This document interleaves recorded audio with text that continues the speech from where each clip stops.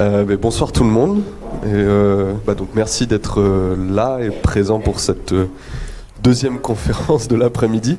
Je présente rapidement Mathias Rollo qui nous joint à l'école d'architecture pour présenter quelques-uns de ses travaux.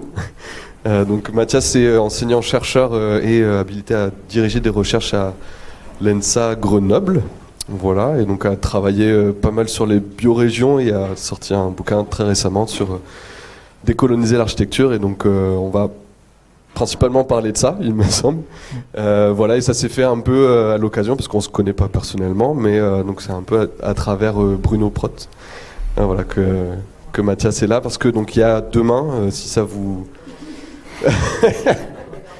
non, mais sociologie, voilà. Mais donc voilà, demain il y a aussi une soutenance de thèse de Milena Koutani et donc Mathias sera aussi présent dans le jury. Donc je laisse la main à Mathias et merci à tous d'être présents. Merci beaucoup. Merci Théo et effectivement merci aussi à Bruno qui a fait cette entremise, à Milena, puisque sans elle je ne serais pas là non plus. Fanny Pasquier et Clémentine Boisnoir qui ont organisé ça avec nous et merci à Mourad Bouzad juste avant pour le propos qui était très, très intéressant et comme il y a des mots en commun dans nos présentations, je dois dire dès à présent aussi la différence parce que je vais faire un propos beaucoup moins sérieux quelque part, beaucoup moins solide que le sien. C'est une conférence un peu plus, avec un autre rythme que je vous propose. Je vais vous entraîner quelque part un peu dans mes questions, mes doutes, le flot des dynamiques qui ont fait mes recherches ces dernières années. Et donc c'est autant d'hésitations et de questions sans réponse que de tentatives de réponse qui sont mes réponses du jour, que peut-être je ne donnais pas avant, que je ne donnerai pas demain.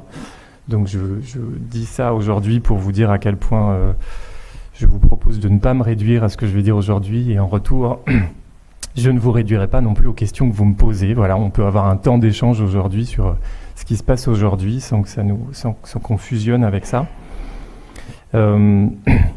D'autant que la conférence, c'est un exercice paradoxal puisque quelque part on essaye de proposer des choses nouvelles au public, sans quoi la conférence n'a pas d'intérêt. Et en même temps, on ne sait pas à quel point le public est en capacité, moi-même quand je suis dans le public, je ne suis pas toujours en capacité de recevoir des choses nouvelles, pas toutes les choses nouvelles, pas sur tous les sujets. On a plus de facilité à se faire déplacer sur certaines choses que d'autres, donc ça peut générer des émotions. Or, ce cadre très formel, est pas toujours le meilleur lieu pour exposer ces émotions, les travailler ensemble. C'est un cadre qui est fragile aussi. Je voulais poser une question, par exemple, sur l'intervention avant, et je ne l'ai jamais posée, parce que je me suis dit, ma question doit être nulle. Je ne peux pas prendre le risque publiquement de poser une question aussi nulle, si ça se trouve, je vais me ridiculiser, bref. Donc je démarre ma conférence qui va être aussi provocatrice par moment, en sachant ça, et donc en vous appelant à... sauf qui peut, collectif, sur ce qui va arriver. Je commence aussi en disant... que je suis content de revenir dans cette école que j'ai vue à ma connaissance. Donc, la dernière fois que j'ai passé la porte de cet établissement, c'était en 2019, pour un oral de titularisation que je n'ai pas eu évidemment, sinon vous le sauriez. Le concours avait été infructueux de mémoire et je crois que j'étais pas revenu depuis. Donc c'est pas plus mal parce que ça permet de rencontrer des gens et de réactualiser des lieux dans sa mémoire. Je finis cette introduction en disant ce que ça n'est pas. Comme le titre de la conférence c'est « Décoloniser l'architecture », je vais parler évidemment de pensée décoloniale. En appui, vous allez voir, sur beaucoup de monde. Il y a un PDF avec des images et des auteurices et des citations en fond qui va être assez dense, j'en ai conscience. Je crois que c'est enregistré, donc vous pouvez y revenir après. Enfin, le but, c'est aussi que ça serve de base à laquelle on peut revenir plus tard. Peut-être pour dire ce que ça n'est pas dès maintenant, je ne vais pas parler pour ma part de territoires postcoloniaux. Je ne vais pas non plus parler d'architecture coloniale au sens d'édifices qui seraient inscrits dans un courant colonial, dans une démarche coloniale. Et à la différence d'autres, je ne vais pas non plus engager les propos sur l'architecture dans une logique anticoloniale, comme le peuvent le faire des confrères. Moi, je travaille la question décoloniale, vous allez le voir, à la fois sur l'angle de la colonialité et en écho avec des luttes antiracistes. Ça se passe en 3 parties et ce titre vient du titre du livre. Le titre du livre lui-même vient de la conclusion du livre.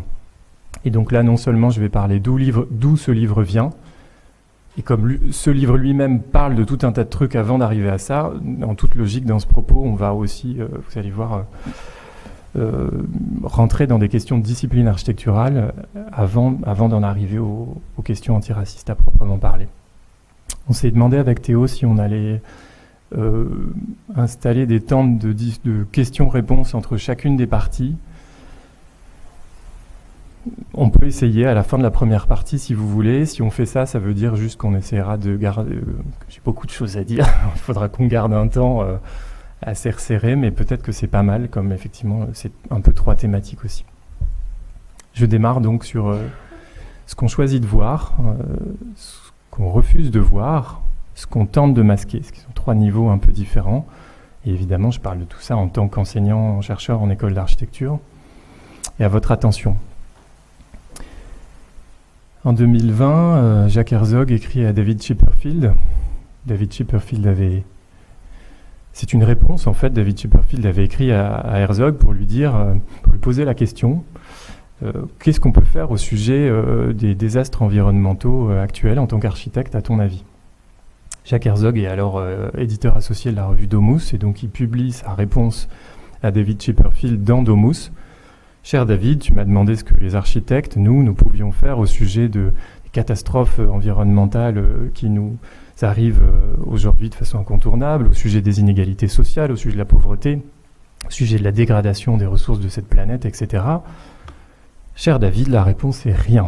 Et c'est un propos qui n'est pas juste provocateur, il va développer ça pendant toute la lettre de façon très sérieuse, à ma connaissance et à ma lecture sans second degré, en argumentant sérieusement qu'effectivement les architectes, et c'est un propos qu'on entend d'ailleurs régulièrement, sont là pour faire de l'architecture, que leur mission c'est de faire de la bonne architecture, que c'est déjà pas mal et qu'ils ne sont pas là pour sauver le monde.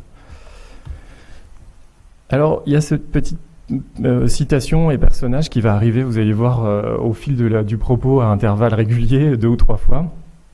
Une réponse qu'on pourrait faire avec Desmond Tutu, c'est de dire, mais si vous êtes neutre en situation d'injustice, c'est que vous avez choisi le côté de l'oppresseur.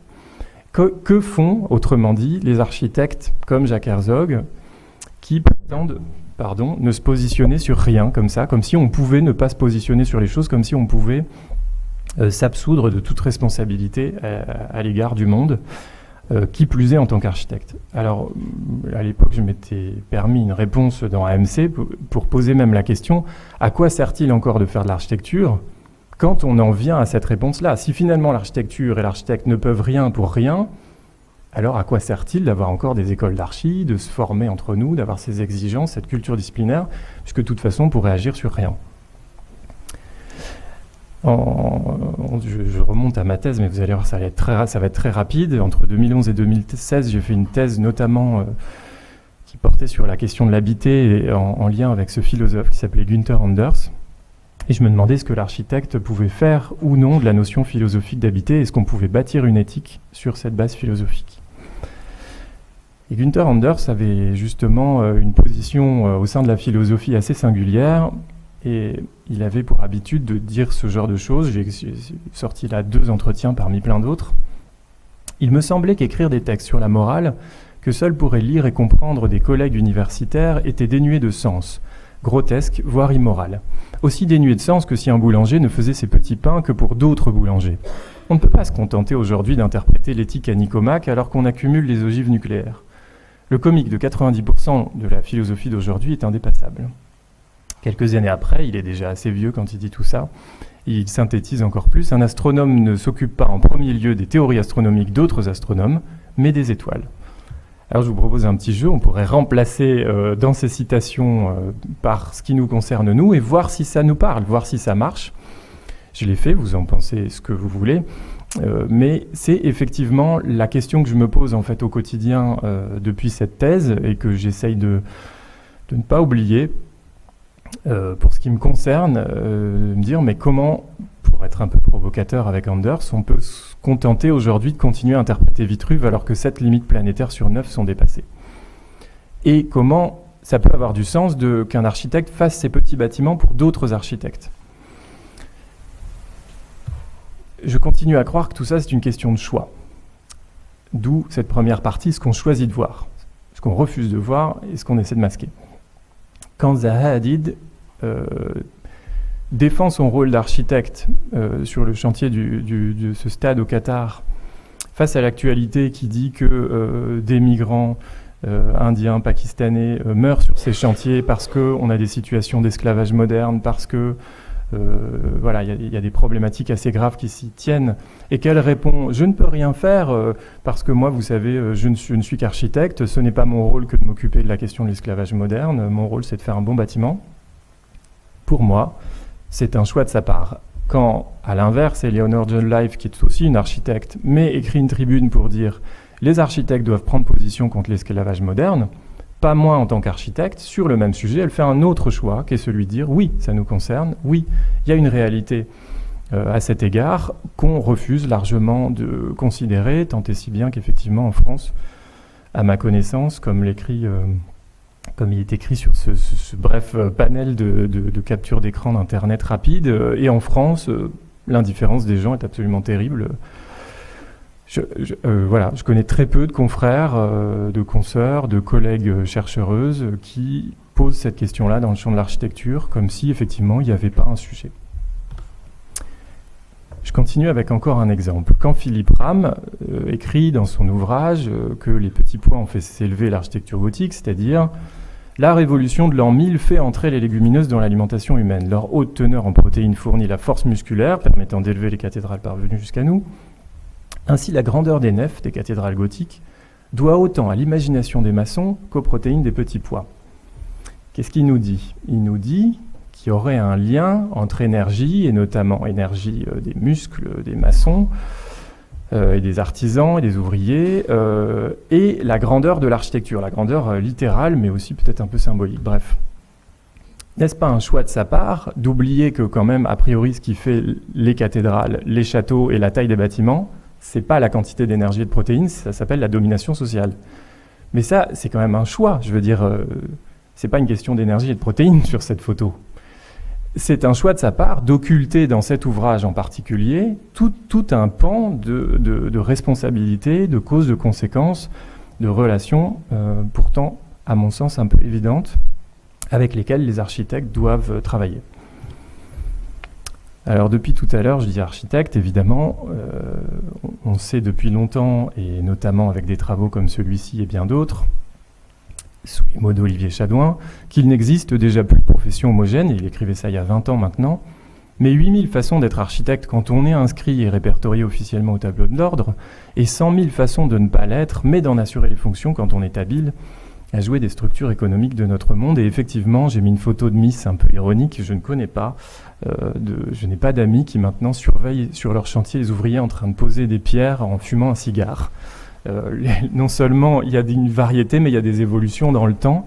Que veut donc dire encore architecte ? Au-delà du fait qu'on a des choix, on a aussi des choix de s'orienter dans nos vies d'architecte entre des modèles qui sont tellement éloignés les uns des autres que je finis sincèrement, depuis quelques années, par me demander ce qu'il y a encore en commun entre non seulement ces personnalités, leurs méthodes de travail, les résultats auxquels elles aboutissent en tant qu'édifice, ou bien sûr qu'il reste des points communs, mais n'y a-t-il pas à la fin plus de différences que de points communs entre Anna Heringer et Jean Nouvel ?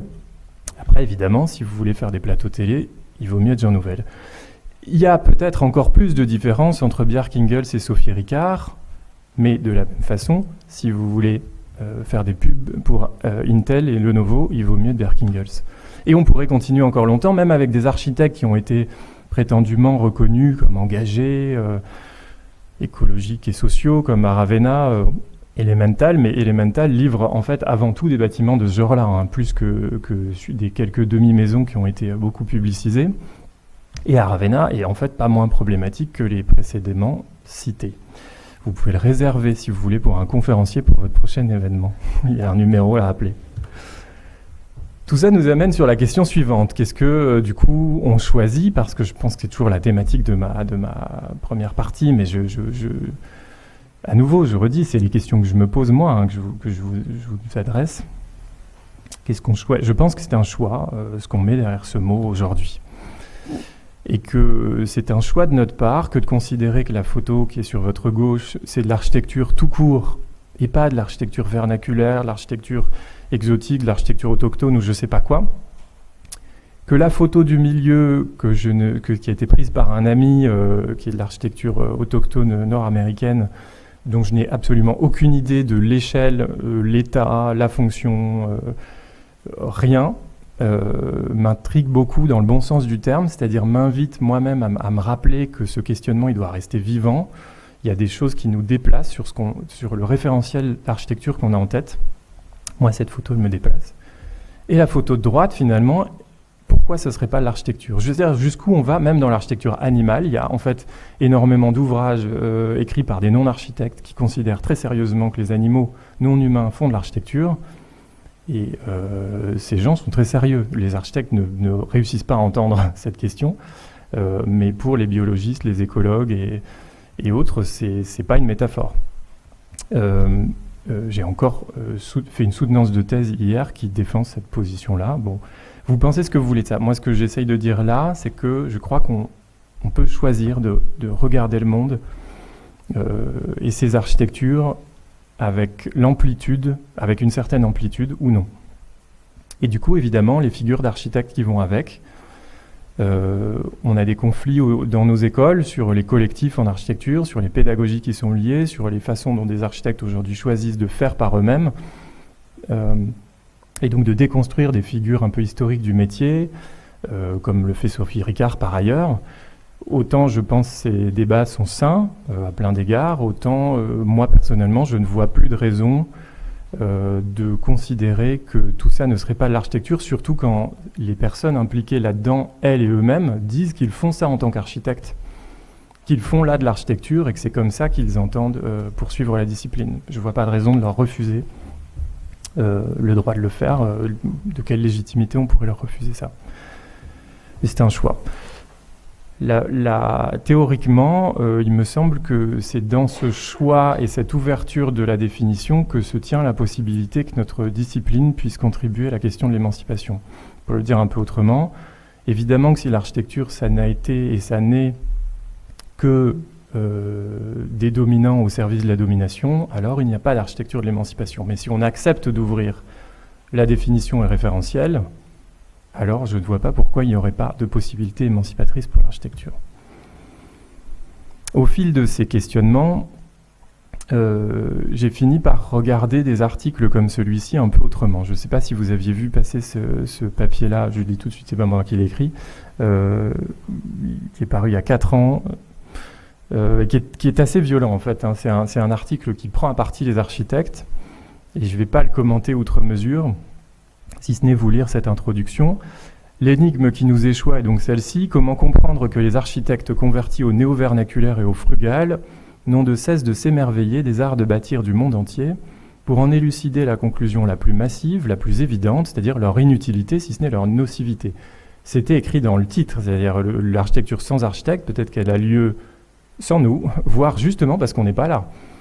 Cet article, non seulement donc rappelle cette évidence, mais confronte les architectes qui prétendent aller rechercher une inspiration dans le vernaculaire, au risque finalement, sans s'en rendre compte, de fluidifier des processus néolibéraux, etc. Je ne dis pas que l'article est bon, qu'il n'est pas bon, je ne veux pas le commenter outre mesure, et je sais qu'il a été assez dur à recevoir pour les gens qui sont cités à l'intérieur. Ce que je dis, c'est que la première fois que je l'ai vu sortir, j'ai eu un réflexe qui a été de dire mais ces gens ne comprennent pas ce que c'est être architecte, ils ne savent pas ce que c'est être en agence, on voit bien que ce n'est pas un architecte qui l'a écrit, on nous attaque encore, etc. Aujourd'hui, ce n'est plus du tout ma lecture de cet article-là. Je pense que c'est un article qui contribue de façon utile à un débat nécessaire. C'est un article violent, d'une certaine façon. En fait, si on a envie de le prendre mal, mais en fait, on peut aussi le lire avec un peu de recul et de détachement, en essayant d'écouter ce qu'il a à nous dire, parce que je pense que ce qu'il a à nous dire est intéressant dans le fond. Et donc, on peut aussi essayer de trier entre ce qu'on est capable de recevoir de ça et ce que, voilà, peut-être on n'a pas envie de recevoir, on ne peut pas recevoir. Si finalement pas très loin de ce que disait déjà Ivan Illich dans les années 80, en disant l'art d'habiter, et c'est une conférence qui donne devant un parterre d'architectes. De mémoire, il est au Royal Institute of British Architects. en 84 à l'occasion de la cérémonie annuelle. Et il confronte la salle en disant « Mais l'art d'habiter est une activité qui dépasse la portée de l'architecte. Les architectes ne peuvent rien faire d'autre que construire. Et les habitants vernaculaires engendrent les axiomes des espaces dans lesquels ils font leur demeure. » Sous-entendu, justement, parce qu'ils le font eux-mêmes. Il n'y a pas d'habitation dépossédée. On ne peut pas habiter autrement qu'en autonomie. Enfin, ça, pour le coup, c'est aussi les conclusions auxquelles je suis arrivé en travaillant sur cette notion-là. Bell Hooks, militante afroféministe nord-américaine, parle elle aussi de vernaculaire. On a traduit cet article-là dans l'architecture d'aujourd'hui avec une collègue. Elle parle de Black Vernacular. Ce qui m'intéresse outre que ce texte, je pense, est très, très bon et intéressant, ce qui m'intéresse dans ce propos, c'est que c'est encore un appel à aller chercher, mais quelque chose que habituellement en français on n'appelle pas vernaculaire à ma connaissance, ou peu, pas assez, je ne sais pas, parce que notre terme de vernaculaire est devenu très connoté. Je trouve, de l'observation que je peux en faire, en tout cas au sein des communautés architecturales que je fréquente, un peu au quotidien, il y a un vernis un peu romantique derrière ce mot de vernaculaire, il y a un vernis un peu patrimonial, il y a un vernis parfois un peu ruraliste, il y a un vernis un peu conservateur, bref, de temps en temps, le vernaculaire, par exemple, dans le territoire hexagonal, peut renvoyer assez vite à des petits villages un peu à préserver, etc. Là, le Black Vernacular dont parle Bell Hooks, c'est entendu dans un sens nord-américain qui est différent de la manière, la définition qu'on a de ce mot-là chez nous. C'est un sens beaucoup plus politisé et c'est un sens donc beaucoup plus proche de celui d'Ivan Illich. Ivan Illich nous dit mais les bidonvilles sont habités.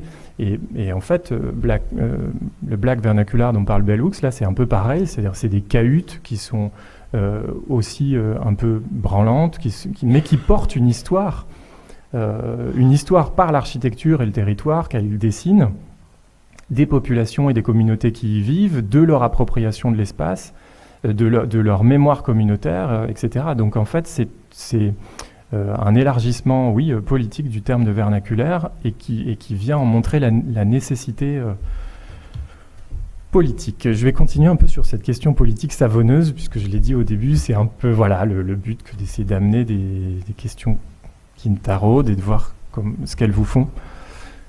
J'ai trouvé il y a quelques mois dans une revue, j'avoue que je ne sais même plus laquelle, cette citation d'Alain Finkielkraut. Je crois, dit Alain, qu'il y a un droit fondamental à la continuité historique. Ce droit est mis en péril aujourd'hui, beaucoup de Français le ressentent. Peut-être, si vous voyez un peu qui est Alain Finkielkraut ou si vous arrivez à lire derrière les mots, vous avez l'idée de l'idéologie politique qui se joue derrière ce droit à la continuité historique qui serait mise en péril, que des Français le ressentent et que c'est une pensée conservatrice, voire réactionnaire, bref, voire xénophobe. Ce qui m'intéresse, c'est de poser la question un peu provocatrice parce que c'est la question que je me pose littéralement quand je suis en atelier de projet, j'enseigne le projet puisque je suis en TPCU, quand on discute de continuité historique avec les étudiants et étudiantes, quand on discute d'intégration paysagère, quand on discute de respect du patrimoine, quand on discute de tout ça, eh ben, je me dis, mais finalement, est-ce qu'on n'est pas en train de dire la même chose qu'Alain Finkielkraut, mais en tant qu'architecte ? Ce droit fondamental à la continuité historique. Y aurait-il quelque chose comme un droit à la continuité historique que les architectes auraient le devoir moral de garantir ? Est-ce qu'il ne faut pas en finir avec l'unique obsession de l'intégration ? Bien sûr en politique, mais aussi en fait en architecture. Comment en fait en architecture la fascination collective pour l'intégration, il faudrait que tout soit tout le temps intégré, peut-elle être absolument différente ? Comment on peut être certain qu'elle n'a rien à voir avec cette idée politique ? C'est une question que je me pose. Dans l'ouvrage dont on parlera donc un peu après, ce que j'ai eu comme ressources intellectuelles, c'était plutôt les réflexions de gens comme Zygmunt et Janina Bauman, qui considèrent que l'appartenance et l'identité ne sont pas gravées dans le marbre, qu'en fait l'identité c'est un truc à inventer, c'est un horizon de pensée, c'est fabriqué de toutes pièces, c'est un récit. Il faut, pour comprendre ça, voir qu'il utilise là le terme d'identité au sens de ce qu'on a en commun avec les autres. moi, on a tous du coup des identités au pluriel et on peut choisir de les mobiliser dans un temps donné. En tout cas, c'est l'acception qu'il en donne ici. Moi, ce qui me relie à d'autres, c'est le fait que j'ai fait l'école d'archi, ou c'est le fait que je suis un homme cis, ou c'est le fait que je suis blanc, ou c'est le fait que je suis bourgeois, ou c'est le fait que... etc. Suivant ce que j'ai envie de dire ou non, de revendiquer ou non, suivant ce que j'assume ou non, suivant ce dont j'ai conscience ou non, je peux fabriquer un récit de mon identité à partir de ces pièces-là, différentes d'une journée à l'autre. On voit bien que c'est quelque chose qu'on construit. François Julien, dans Il n'y a pas d'identité culturelle, dit la même chose, peu ou prou, avec ces termes, dans un ouvrage que j'ai trouvé plus dur à lire. Mais si j'ai pas mal compris ce qu'il dit, il propose de considérer l'identité culturelle comme une ressource. Donc il n'y en a pas au sens, il n'y en a pas de figé dans le marbre, arrêté pour toujours, qu'il faudrait redécouvrir. Par contre, on a des ressources, des identités culturelles au sens de ressources, qu'on peut choisir d'aller chercher, et dont ce qu'on va faire n'est pas donné à l'avance. Et comme il le dit, des ressources ne sont pas idéologiques, ne se prônent pas, on n'a pas à les prêcher, elles ne s'excluent pas mutuellement, elles n'appartiennent pas exclusivement à quelqu'un, bref. Je pense qu'avec ce genre d'outils intellectuels et conceptuels renouvelés, on peut peut-être trouver les moyens de continuer à travailler sur le fait que bien sûr qu'on hérite de territoires qui ont leur histoire, mais en déminant au mieux des logiques uniquement conservatrices, avec leurs risques réactionnaires du coup. Ce vers quoi je tends là, c'est la réflexion qui s'est formée dans ma tête au fil des années sur la question de l'autochtonie et sur une acception particulière de l'autochtonie. Il est entendu que pour des peuples autochtones qui luttent contre des colonies de peuplement, la revendication de leur autochtonie est centrale. Et je ne veux pas faire là d'appropriation culturelle. Et c'est aussi la manière dont les géographes et les anthropologues le définissent. Il y a les autochtones et les colons. Ce qui m'importe là, c'est aussi la question de l'indigénéité, quelque part, que je pose, ou du vernaculaire. Mais je l'ai dit tout à l'heure, le mot de vernaculaire me semblait plus assez puissant pour pouvoir poser ces questions en montrant ce que je veux y mettre. Donc j'ai été volontairement chercher ce mot un peu savonneux d'autochtonie pour redire aussi la vitalité de l'autonomie, en fait, qui construit, qui a les savoirs constructifs, qui a la souveraineté constructive, qui sait faire quoi, qui peut aider les autres en cas de besoin. Quel genre de territoire, encore aujourd'hui, vivent avec une forme d'autochtonie. La photo du milieu, c'est à Sifnos, en Grèce. Et effectivement, tous les ans, il y a encore des gens dans les rues qui habitent là et qui repeignent à la chaux toutes les marches, comme ça s'est toujours fait. Enfin, je veux dire, il y a un patrimoine vivant quoi, qui est approprié, avec des gens qui savent comment il fonctionne. Ce n'est pas des coquilles vides dans lesquelles on habite en tant que consommateur moderne. Et la photo de droite, c'est la ZAD de Notre-Dame-des-Landes, qui me sert à dire que pour moi, ce concept d'autochtonie, il ne parle pas justement que du passé, il ne parle même pas tellement de s'il y a un architecte ou pas, il parle de la manière dont on est capable, dans une communauté en autonomie, de construire ce dont on a besoin. Et il me semble que c'est exactement ce qu'ils ont montré avec ce bâtiment, là, l'Ambassador.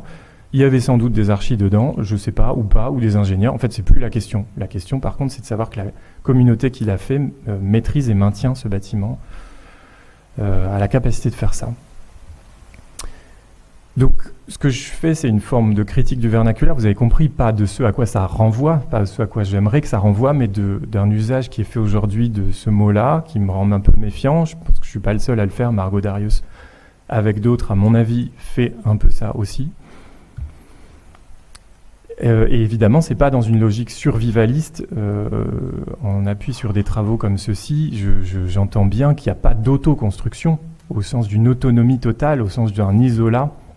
Il n'y a que de l'entre-construction.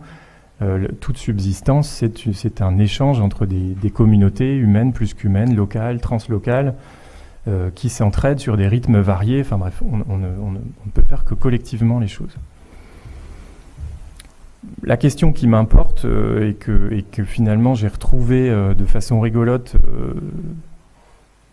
via d'autres livres qui citaient mes propres travaux, parce que j'avais oublié que j'avais écrit ça, c'est comment on peut penser l'architecture dans une forme d'expertise non dépossédante. Est-ce qu'on peut continuer à former des architectes dans nos écoles d'architecture, à penser la discipline architecturale, mais avec une attention plus fine sur la manière dont... Une autocritique aussi plus forte, en fait, ce qu'on fait. Quand vous sortez de chez le garagiste, par exemple, vous n'en savez pas plus sur comment réparer votre voiture, non ? On ne peut pas dire que le fait d'aller chez le garagiste, qui est un expert de la voiture, vous est en capacité sur son sujet. Est-ce que c'est ça la critique, disons, historique de l'expert, pour la faire très très courte. Est-ce que nous, on peut sortir de cette contradiction-là, de l'expertise qui se légitime en dépossédant les autres ? Tout ça m'a amené au fil des années à découvrir avec d'autres des travaux comme ceux-là, qui m'ont assez fasciné. Je dois être tout à fait honnête, j'ai pas encore ouvert Suite Droite parce qu'il est sorti cette année et qui coûte une fortune et que j'ai une pile comme ça à lire sur mon bureau. Mais le premier m'a tellement marqué que j'ai fort le sentiment que le deuxième va être très bon aussi. Je pense que c'est des leçons réelles qu'on devrait méditer à la fois en tant que réalisation existante qui ne faisait pas partie de notre référentiel interne en tant qu'enseignant en école d'architecture en France aujourd'hui. Je le dis assez en confiance parce qu'à chaque fois que je parle de ça, mes collègues me disent, mais c'est peut-être pas votre cas, qu'effectivement ils n'avaient jamais entendu parler de tous les exemples qui sont donnés à l'intérieur de ce livre. Et aussi pour l'incapacité qu'on a aujourd'hui à remettre en place ce genre de choses. Ce qui est sur la couverture, c'est un pont en liane vivante. Donc c'est un pont littéralement vivant, pas avec du bois mort, séché, mais avec du bois vivant qui donc pousse année après année. Et évidemment, c'est même pas la question qu'il n'y a pas tant de lianes ici, c'est que quand bien même il y en aurait, on voit bien qu'on n'a plus la capacité économique, temporelle, mais même cosmologique en fait, de s'engager dans des constructions qui prennent effectivement un certain temps à être réalisées, mais qui sont aussi extrêmement frugales, low-tech, enfin bref. On est en fait pris collectivement, évidemment, en tant qu'architecte, dans le monde dans lequel on est forcément un peu compromis, complice, gêné avec ça. On peut essayer d'en sortir partiellement, mais je trouve que ce livre nous montre bien à quel point on ne peut pas en sortir totalement. Et c'est ça aussi qui me semble performant dans ces lectures-là. Pour être tout à fait honnête, vu que j'ai me suis un peu moqué de Jean Nouvel, Bjerkingels et à Ravenna, je dois dire que en fait, Julia Watson peut-être n'est pas moins problématique que les précédents, dans la figure qu'elle incarne, et peut-être vous pourrez faire le même genre d'ironie à mon sujet si ça vous intéresse. Ça n'empêche que je recommande son travail en connaissance de cause quand même. Je l'ai dit un peu, du coup la question c'est quelle compromission on accepte. En fait, je crois que ce que je vais dire là pendant 1h30, c'est mon désir que les choses dans nos communautés puissent se dire plus franchement, parce que je trouve qu'on avancera quand on acceptera plus collectivement, plus solidairement en fait, nos difficultés à nous confronter à notre époque. Je regrette par exemple, je fais une petite digression, que la plupart des conférences dans nos écoles d'archi qui sont données par nos collègues praticiens-praticiennes restent dans un format un peu canonique de la présentation de grande œuvre réussie, qui effectivement a pour effet positif de donner envie, de montrer un modèle à suivre, de rendre enthousiastes les étudiants et étudiantes qui se demandent plus pourquoi ils sont là, parce qu'ils ont envie de faire pareil et on les comprend, parce que nous aussi, moi-même, je me dis je vais peut-être en fait finalement me remettre à la pratique. Enfin, bien sûr, ça a un intérêt. Mais en fait, à ne faire que ça, parce qu'il me semble que c'est quand même beaucoup le cas aujourd'hui, on s'empêche d'ouvrir publiquement à la fois la boîte de nos problématiques, parce que, et on le sait bien quand même, il y en a un certain nombre, et les leçons qu'on aurait pu apprendre de nos échecs. Et je crois que se trouve là particulièrement un levier qui n'est pas assez saisi, et que quand on acceptera beaucoup plus largement qu'on a des échecs, qu'on en a tiré des leçons, qu'on fait profiter aux autres de ces leçons, on fait gagner collectivement du temps à tout le monde pour ne pas reproduire les mêmes erreurs, se rebuter aux mêmes problématiques. Tant qu'on n'accepte pas de parler de problématiques, on ne peut pas aller vers ces solutions-là.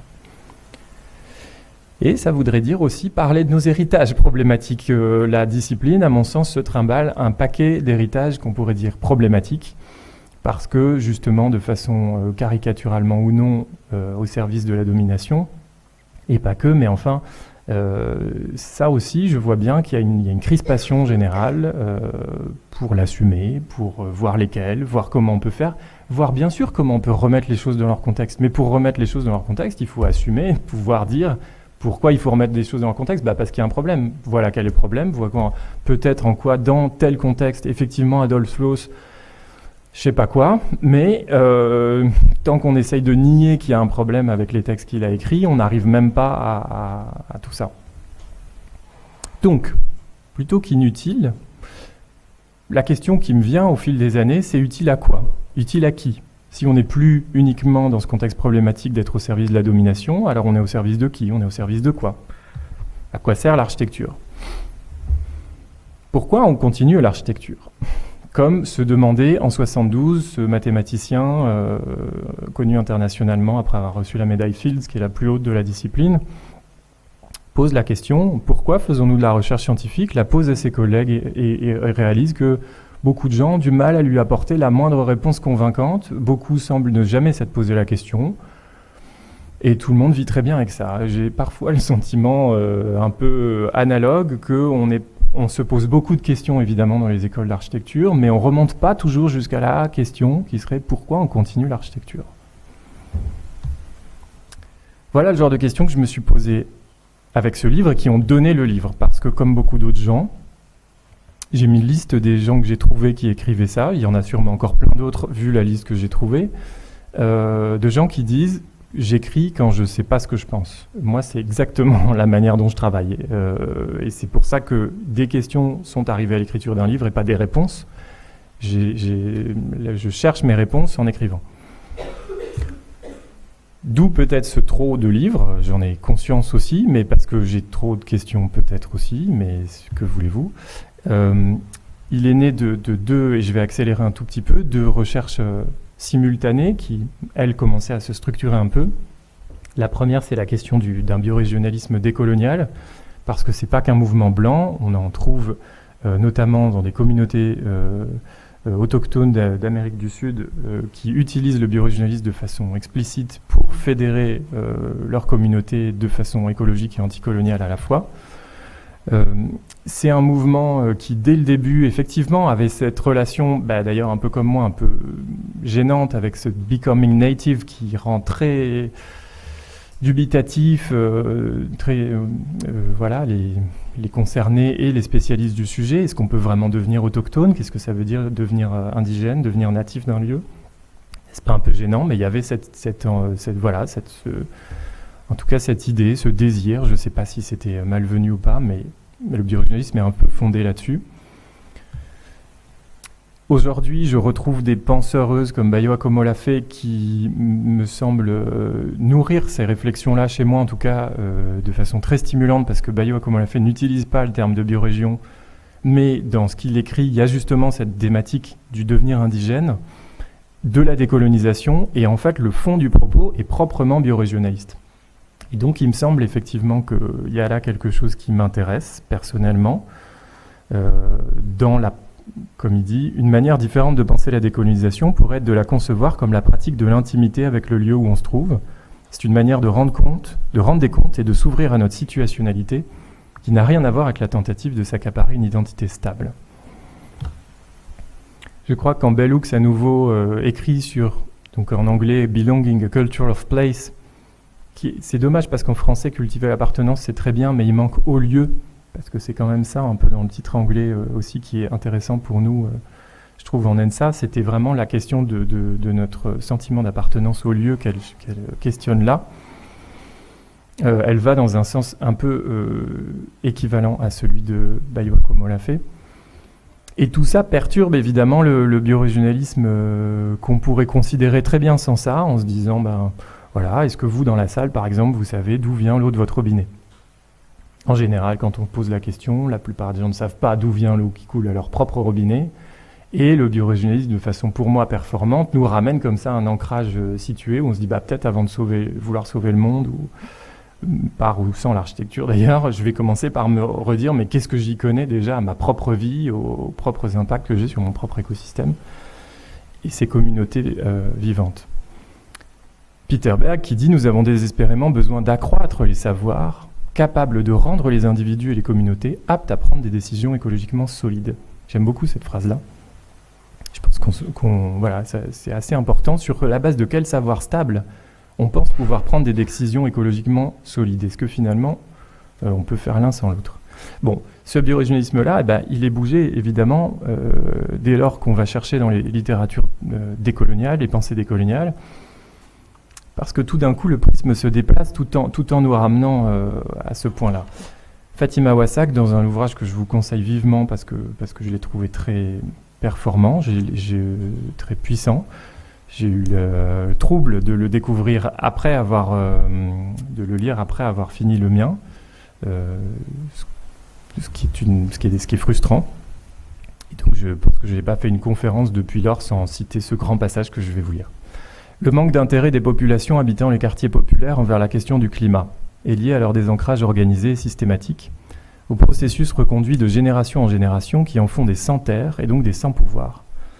Tout est fait pour que ces populations ne s'ancrent pas dans cette terre européenne et pour les condamner à l'errance. 1000 frontières physiques et symboliques les y contraignent. Tu n'es pas d'ici, tu n'es plus de là-bas, tu es de nulle part. Même aux enfants et petits-enfants nés ici et qui ne connaissent pas d'autres terres, on répète qu'ils sont étrangers, qu'ils ne sont pas chez eux, pas à leur place, qu'ils n'ont pas le droit de circuler librement, qu'ils doivent montrer leurs papiers comme s'ils passaient la douane alors qu'ils ne font que discuter au pied de leur immeuble. On ne peut pas demander aux habitants des quartiers populaires de s'impliquer contre ce qui détruit la terre ici et en même temps leur rappeler sans cesse qu'ils n'y sont pas chez eux à coup de discrimination raciale massive dans tous les espaces sociaux, de contrôle policier raciste, de difficultés à obtenir des papiers ou d'islamophobie plus ou moins assumée.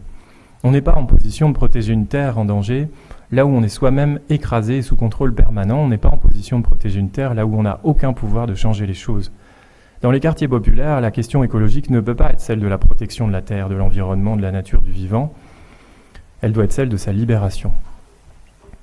Alors tout livre est à l'avenant, donc vous voyez la puissance qu'il a pour nous confronter peut-être à des a priori qu'on avait, à des impensés, à beaucoup de choses, et très centré sur la manière dont l'écologie aujourd'hui n'est pas que blanche, mais est aussi bourgeoise et conservatrice.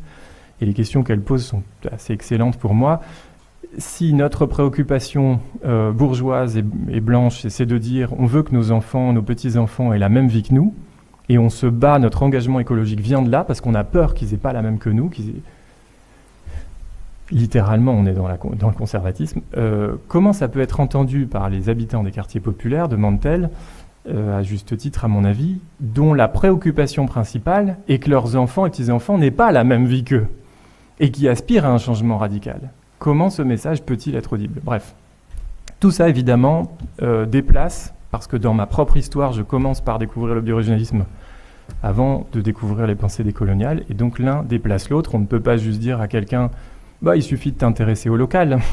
C'est pas si simple. Comment voulez-vous qu'effectivement, dans ce contexte, une partie de la population ait un accès égal au sentiment d'appartenance dont j'essaye de parler depuis tout à l'heure ? Et à nouveau, je ne fais que paraphraser Fatima Wassak en disant ça, qui était présent dans mon livre, mais que je découvre bien mieux écrit chez elle, en fait, maintenant. Donc aujourd'hui, j'essaie de continuer un peu à écrire sur la question du biorégionalisme, mais en disant que tout ce qui n'est pas explicitement antiraciste est récupérable par l'extrême droite. J'ai pas encore été au point de dire que c'en est déjà, mais en tout cas, je ne veux plus écrire quoi que ce soit qui ne soit pas explicitement antiraciste, parce que je considère que ça ne suffit plus d'essayer de craindre que ça puisse être récupéré. Quand on est sur des sujets aussi ambigus que le biorégionalisme, qui prône quand même le local aux locaux, en France en 2025, on ne peut pas être ambigu. Et à l'inverse, je crois que quand on n'est pas ambigu et qu'on regarde le local justement avec des yeux critiques, on y retrouve tous les germes du mode de vie impérial sur lequel on est assis, de l'extractivisme international sur lequel on est appuyé. Il était là en fond, en fait, il était là devant nous, il est là partout, tous mes vêtements sont faits à l'autre bout du monde, enfin bref. En fait, on le voit partout dans le local, ce mode de vie impérial dans lequel on baigne, et que justement on voudrait surtout que nos enfants et petits-enfants aient aussi. Donc, pour moi, les pensées décoloniales, vous le comprenez, elles sont à l'intersection entre toutes ces problématiques que je découvre tardivement, entre un biorégionalisme décolonial, savonneux, la question de l'extractivisme, ces invitations qui sont mal reçues aussi, parce que les pensées décoloniales, elles sont aussi critiquées, Ce bouquin-là, par exemple, il a été critiqué aussi par les courants féministes qui disent mais vous oubliez la problématique du genre, par les courants marxistes qui disent mais vous oubliez la lutte des classes. Enfin bref, tout le monde voit un peu midi à sa porte aussi. Et Françoise Vergès qui elle aussi dit il n'y a pas d'innocence blanche, pour autant que le confort des vies en Europe s'est construit sur l'extraction et l'exploitation des Sud globaux, ce dont même les classes populaires ont fini par profiter. Et effectivement, ça peut aussi crisper quand on fait partie de ces classes populaires dans des logiques de lutte de classe, etc. Tout d'un coup, on repasse du mauvais côté de la balance et personne n'a envie d'être du mauvais côté, alors qu'en fait, on a tous les pieds dans le plat. Ça, c'est voilà, les questions qui ont démarré avant le livre et qui se poursuivent aujourd'hui avec moi. Il y a déjà des travaux qui parlent de decolonial bioregionalism, mais il y en a peu, donc j'essaie de contribuer à ça. Et l'autre pan, je vais être très très rapide dessus pour avancer et finir cette première partie où j'étais trop long, mais c'est la plus longue des trois. C'était un travail que je mène depuis 2016 sur la possibilité donc, que l'architecture soit obsolète, parce que ce livre ne parlait pas d'édifices obsolètes, mais d'obsolescence comme notion et de l'architecture comme possiblement art obsolescent. Je ne vais pas développer ça aujourd'hui, j'y crois toujours profondément, il y a plein de raisons, plein de manières d'argumenter ça. Et peut-être aujourd'hui je résume ça avec une de ces façons-là, qui ne résume pas tout, mais bon, qui a cette performance de l'image, que ce que la discipline sait faire de mieux, et je le dis sincèrement, parce que la Farnsworth, comme tout le monde, moi je l'ai aimée, je l'aime toujours, elle me fascine toujours, mais je ne peux que constater que si c'est ce qu'on sait faire de mieux, ben alors à quoi ça nous sert ce qu'on sait faire de mieux face aux enjeux actuels? C'est documentable en photo, l'obsolescence de la discipline architecturale. Aujourd'hui, à mon avis, via ce cas-là, mais via bien d'autres. D'où la question, quel intérêt alors de poursuivre avec l'architecture dans un tel contexte complexe actuel? Au service de qui et de quoi on se met? Qu'est-ce qu'on défend? Et mes deux questions finalement, c'est en quoi la discipline architecturale pourrait-elle être utile à la métamorphose vers une société écologique? En quoi on sert d'outils écologistes pour y aller? Ou, ce qui n'est pas la même question, à quoi ressemblerait la discipline architecturale au sein d'une société écologique? Si finalement on arrivait à en retrouver une, à réinventer une, est-ce qu'on peut essayer de s'accorder sur comment on s'y voit? Et là, on a une patte doigt, on peut choisir d'ouvrir un temps de questions sur... J'ai ouvert beaucoup de choses déjà, ou d'avancer, c'est comme vous voulez. Je vois que le temps file assez vite, même si c'était peut-être la partie la plus longue. Je peux avancer.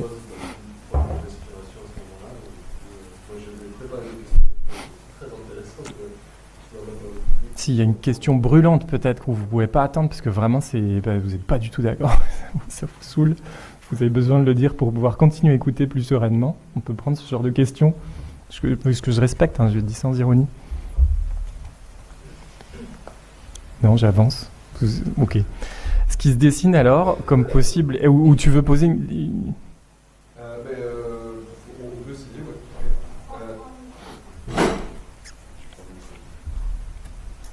Tac. Ok, alors tu as commencé ton exposé en disant que ce que tu ne faisais pas, et donc tu as indiqué qu'effectivement tu ne traitais pas des territoires postcoloniaux, et des peuples colonisés, et en fait en préparant et en regardant du coup un peu ce que tu as raconté, je me suis dit que peut-être qu'un exercice intéressant serait d'essayer de prendre ces territoires et d'utiliser les outils que tu proposes pour les étudier. Et donc, dans ce qu'on pourrait peut-être discuter, alors il y a quelque chose moi qui m'est venu assez rapidement via la critique et l'éthique peut-être de l'habitation. C'est que en fait aux Antilles le terme habitation désigne toujours les lieux de production de rhum et autres produits issus de la canne à sucre, et donc l'histoire du terme en fait nous renvoie à l'époque un peu clairement esclavagiste durant laquelle seul le colon habitait clairement et correctement et proprement. C'est quelque chose qui est assez documenté. Malcolm Ferdinand par exemple en parle aussi de ça, de l'habité colonial, et donc l'habitation ici représente l'habitat du colon pendant que les esclaves dorment dans des cases à côté. moi je me suis dit, cette distinction, qui est au final toujours présente dans le langage parce que c'est présent physiquement pour désigner des lieux, nous amène à questionner un peu la position et le discours de ceux qui savent ce que c'est qu'habiter. Et donc voilà, donc là je me suis dit, est-ce qu'il y a un savoir de l'habiter, et si oui, à qui est-ce qu'il revient? Donc c'est un peu, ça fait écho pour moi un peu à la question de l'autochtonie dont tu parles. Mais voilà, je voulais essayer de faire cet exercice, peut-être de discuter de ça via ce qui se passe dans ces territoires-là.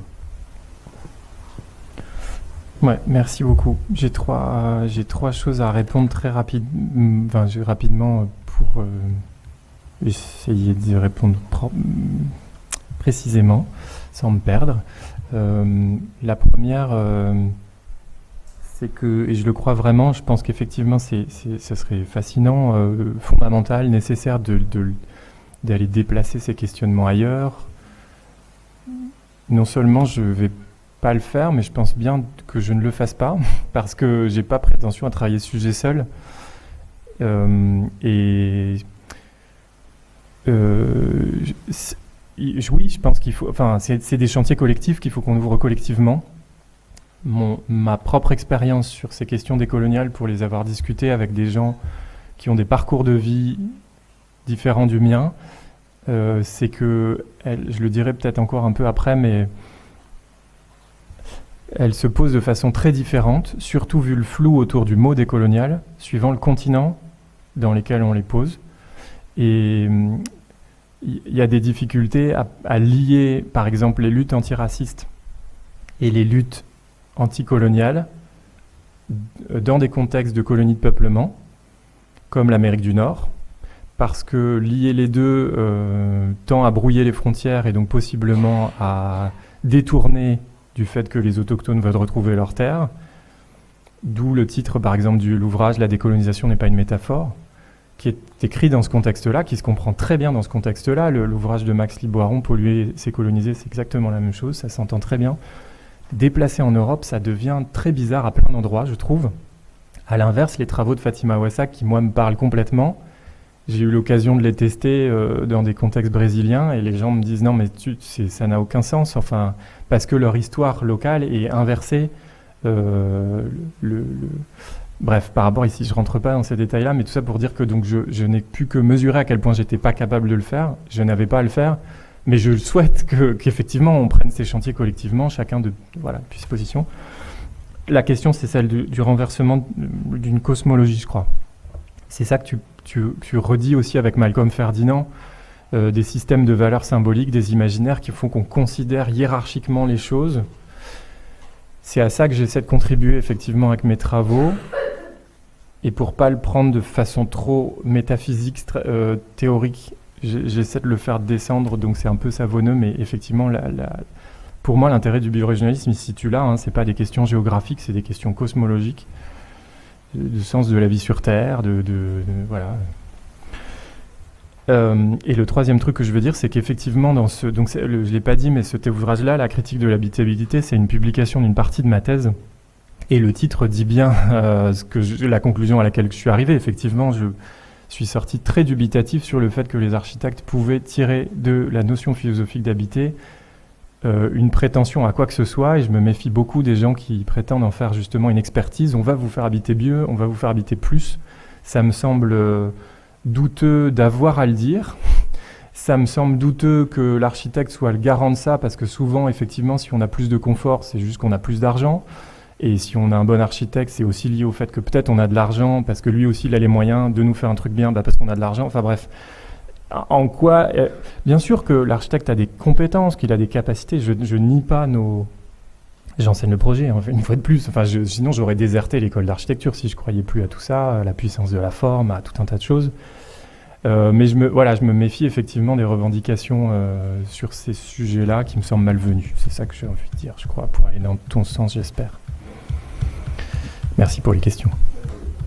Donc, si ça vous va, j'essaie d'esquisser 3 scénarios qui sont une partie de ce livre. Le premier scénario, c'est à nouveau ce qui s'est dessiné dans ma propre tête. Vu tous les problèmes que je vois à l'architecture, moi personnellement, j'en arrive à un point dans ma vie où je me dis, si on n'accepte pas d'y toucher, elle est possiblement tellement plus au service des enjeux du moment, elle est possiblement tellement obsolète, elle est possiblement pleine d'héritages problématiques, que continuer à dire l'architecture ne va pas changer, on ne fait que des offrandes à un esprit, elle ne va que là où elle a toujours été, elle est intemporelle, etc. Ce que continue clairement à dire aujourd'hui quelqu'un comme Bernard Quirault, quel que soit, enfin moi en tout cas, quel que soit le texte de lui que je lise ou le discours de lui que je lise, j'ai l'impression d'entendre la même chose qui est de dire ne touchez pas à l'architecture, on devrait revenir à Vitruve, de toute façon rien n'a changé depuis Alberti, on est dans une discipline universelle, intemporelle, et il ne faudrait pas en faire perdre le sens profond, vous voyez un peu. Pour moi, ces postures-là aujourd'hui, évidemment, Bernard Quirault ne serait pas d'accord, puisque je pense qu'il dit tout ça justement pour la faire vivre. Et pour moi, ça mène à une seule chose, c'est la mort de l'architecture. C'est-à-dire que, puisqu'elle est obsolète, si on ne la touche pas, lorsqu'une discipline, écrivait Tafouri, perd sa fonction sociale, il est utopique et rétrograde d'espérer arrêter le cours des choses. Enfin, je dirais... Donc, c'est à débattre. Je dis ça en ayant conscience que tous les 10 ans, il y a quelqu'un qui arrive en disant « J'ai eu une idée, au fait, l'architecture va mourir », comme si c'était le premier à le dire. Et ça remonte tellement loin dans l'histoire de l'archi que j'ai même trouvé un bouquin de 1933 qui dit « L'architecture va-t-elle mourir ?» Et Le Corbusier qui se moque de lui. « L'architecture va-t-elle mourir ?» Titre du livre de Camille Mauclerc, « Pauvre chéri ». Il a fallu le rassurer, il a fallu lui dire « Camille, tu as perdu la tête, fais dodo. L'architecture ne va pas mourir, l'architecture se porte admirablement.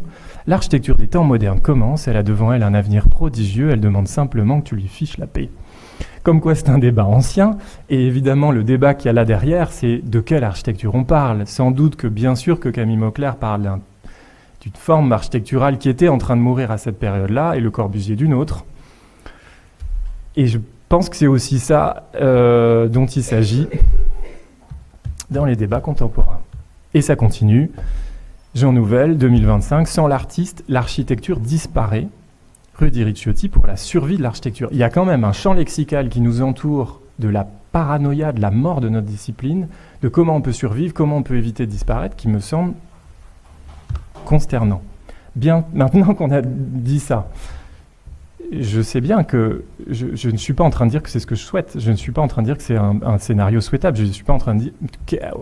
Imaginons, je te dis, si on se laissait la possibilité d'imaginer que c'est ce qui est en train d'arriver. Et que ça pourrait peut-être arriver encore beaucoup plus. Je ne sais pas si vous avez vu aux États-Unis, ils sont en train de supprimer le fait que le diplôme soit professionnalisant. Hein. Je oscille la tête si je ne dis pas de bêtises. Hein. Donc en gros, n'importe qui pourrait être architecte sans diplôme, quoi.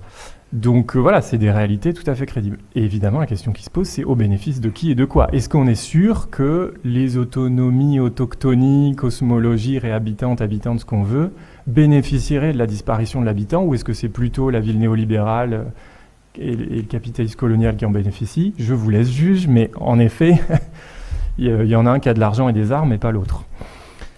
Deuxième scénario, l'adaptation au système. Il y a une autre option qui est donc de dire, très bien, effectivement, il faut peut-être y toucher à l'architecture, il faut peut-être l'adapter, puisqu'elle ne convient pas, il faut peut-être accepter de la changer. Peut-être accepter qu'on la remette au service de gens qui en ont besoin, qui nous demandent effectivement d'être donc au service du système. Alors moi j'ai l'impression que quand la BPI France, la Banque des entrepreneurs, qui fait avec le ministère de la Culture un accélérateur architecture et design, et là il y a tous les mots-clés, je ne sais pas si vous voyez bien, du néolibéralisme sur cette double page entre la réindustrialisation par l'innovation, doubler le nombre d'entrepreneurs, repartir à l'attaque sur l'export, engager une démarche innovante, favoriser le développement, enfin bref. Là, on est dans un entrepreneur donc capitaliste qui se met en partenariat avec le ministère de la Culture et qui observe l'architecture comme un possible catalyseur pour accélérer la croissance. C'est-à-dire, eux, ils voient très bien en quoi on pourrait être au service du capitalisme. Et le ministère aussi, d'ailleurs. Définition du néolibéral. Alors, à l'époque, ils m'avaient contacté pour participer au truc. Je trouve ça très marrant parce que je leur ai répondu, mais comment avez-vous eu cette idée ? Enfin, ça me fascine. Ça me fascine de voir qu'il y a souvent quand même des images d'architecture verte, verdissante dans ces médias de l'immobilier écologique où il y a quand même le mot capital en gros un peu partout. Hein. Il n'y a pas d'ambiguïté à nouveau sur la manière dont ils nous voient au service de quoi. Et même à l'intérieur de notre discipline, il y a des ouvrages qui sortent qui disent comment on pourrait faire des villes basées sur la santé pour accélérer la croissance économique. Donc, il y a même en interne des gens qui peut-être visiblement souhaitent ça. Alors j'ai noirci le nom de l'agence pour qu'on ne me dise pas que j'en vise une plutôt qu'une autre. Je dis juste que du coup, sans surprise, si on veut adapter l'architecture à ce système, il y a des gens qui s'y mettent et donc d'un côté, ils doivent être obligés de se mettre au service du capitalisme, et de l'autre, ils doivent être obligés de se mettre au service de ce qui est effectivement une forme d'injonction contemporaine au vert, parce que sinon on ne gagne pas le concours, parce que sinon on n'est pas désirable, parce que de toute façon l'entreprise qui nous appelle, c'est ce qu'elle veut, parce que, etc. J'ai conscience de tout ça. Mais du coup, on a dans une époque où on constate que des grosses agences aujourd'hui disent d'un côté, nous incarnons dans nos projets une vision interdisciplinaire sous-tendue par une forte conscience des enjeux environnementaux, et axé sur le soin des villes, ça c'est le chapeau qui définit l'agence, quoi. C'est le premier truc quand on arrive sur la page du site. Et quand on regarde ce qu'ils font, on voit qu'ils font la tour là qui est là, c'est le siège de Total Énergie à La Défense. Est-ce que c'est la meilleure illustration de ce que peut être une forte conscience des enjeux environnementaux ou vice-versa? Est-ce que la meilleure manière de se présenter quand on fait ça factuellement? Bon bref, je vous laisse juger. Il y a aussi du local washing, il y a aucun doute là-dessus. J'ai pas un exemple qui est peut-être pas le plus parlant, mais enfin, il est difficile aujourd'hui de trouver un architecte qui assume qu'il fait une architecture qui ne serait pas contextuelle, locale, intégrée. Je ne sais pas si vous avez vu The Competition, documentaire formidable là où on voit Jean Nouvel à nouveau. Vous allez croire que j'ai un truc contre lui, mais Guéry, Perrault et Zaha Hadid qui présentent des projets, même si elle n'est pas là. Et vous remarquerez que sur les 4 équipes, je crois que j'oublie personne. Guéry, Perrault et Nouvel, ils disent tous les 3. C'est site spécifique. J'ai fait ça juste pour vous. Ça ne peut avoir lieu que là. Moi, vraiment, ma démarche, même Guéry, il dit ça, quoi. Et je trouve ça en dit long, voilà, sur l'époque dans laquelle on est. C'est devenu aussi impossible de dire qu'on ne fait pas de l'architecture verte et impossible de dire qu'on ne fait pas de l'architecture contextuelle, puisque visiblement, c'est ce que le système veut, quoi qu'on dessine vraiment derrière. Dans la préface à l'ouvrage, Françoise Vergès parle de pétro-architecture. Je suis très content. Pour plein de raisons de cette préface, ça semble évident, mais je suis très content qu'elle ait placé ce concept. J'ai vérifié avec elle dans cette préface. Elle m'a confirmé qu'effectivement, elle invente, elle conceptualise pour la préface, parce que c'est un concept que, à ma connaissance, j'avais jamais vu dans la discipline. Visiblement, elle non plus, puisqu'elle prétend l'inventer. Donc, on va dire qu'elle l'a fait, qui me semble, moi, être un concept opérant pour l'architecture et qui prouve une fois de plus, s'il le fallait, qu'il y a des gens totalement extérieurs au monde de l'architecture qui ont des choses à nous apprendre et des concepts à inventer sur notre propre discipline pour nous aider à penser son actualité. Alors, pour aller dans les caricatures, on peut aller carrément jusqu'au projet de Neom dont vous avez sûrement entendu parler, qui reconduit tout ce que je viens de dire depuis tout à l'heure de façon extrême. Et des architectes comme Mario Cucinella. Je vous invite à regarder cette vidéo qui est sur YouTube, qui est fascinante, où il a le regard à l'horizon, parce que c'est le génie créateur qui a fait un hôtel de luxe dans le désert, et il fallait vraiment lui pour faire ce bijou au service de l'écotourisme de luxe, etc. Et en parallèle, dans les revues européennes, nous dit tout est possible si on connaît l'art de construire, on doit construire moins mais mieux, en se concentrant juste sur ce dont on a vraiment besoin, en utilisant le maximum de ce qu'on a déjà, etc. Bref. C'est pas juste le double discours, mais ce que je vois là, c'est un architecte qui s'est mis 2 fois au service du système, qui comprend très bien ce qu'on attend des architectes aujourd'hui. Dans un cas, comme dans l'autre, le développement durable passera par l'architecture ou ne sera pas. Et il serait illusoire de penser que la nature est un îlot préservé de tout ça. Des ouvrages comme ça le montrent bien. En fait, la nature urbaine, c'est aussi le meilleur outil de la ville capitaliste. Imaginez que vous soyez spéculatrice immobilière ou foncière, on fait un nouveau parc super devant votre bâtiment, le bâtiment prend de la valeur. C'est un outil génial de spéculation que la nature en ville, pour le réduire à ça. Et alors là, je fais un propos, je ne vais pas m'engager dans le génocide à Gaza et ces images que vous avez peut-être vu passer, générées par IA, de ce que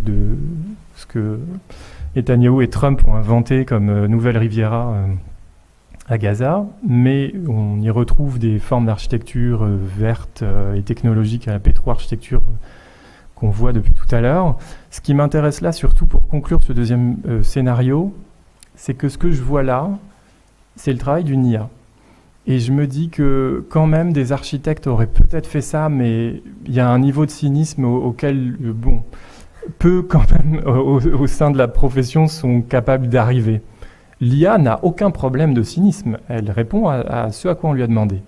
Donc, vous me voyez peut-être venir, dans ce deuxième scénario, finalement, le meilleur agent, c'est peut-être l'IA. C'est-à-dire qu'en fait, s'il s'agit d'adapter l'architecture au système, on se tourne aussi vers notre disparition en tant que corps social, puisque l'IA, très vite, sera beaucoup plus adaptée au système en termes d'efficacité, de productivité, de capacité à rendre tout et n'importe quoi sans problème éthique.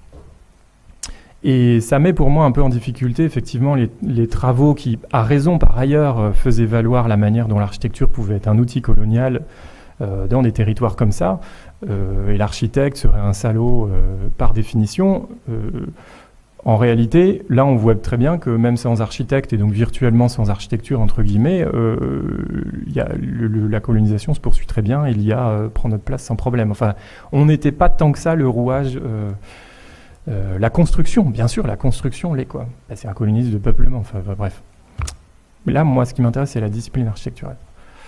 Troisième scénario, c'est donc celui de l'art de la résistance, la transformation de l'architecture, mais au service de ce qui résiste au système mortifère actuel.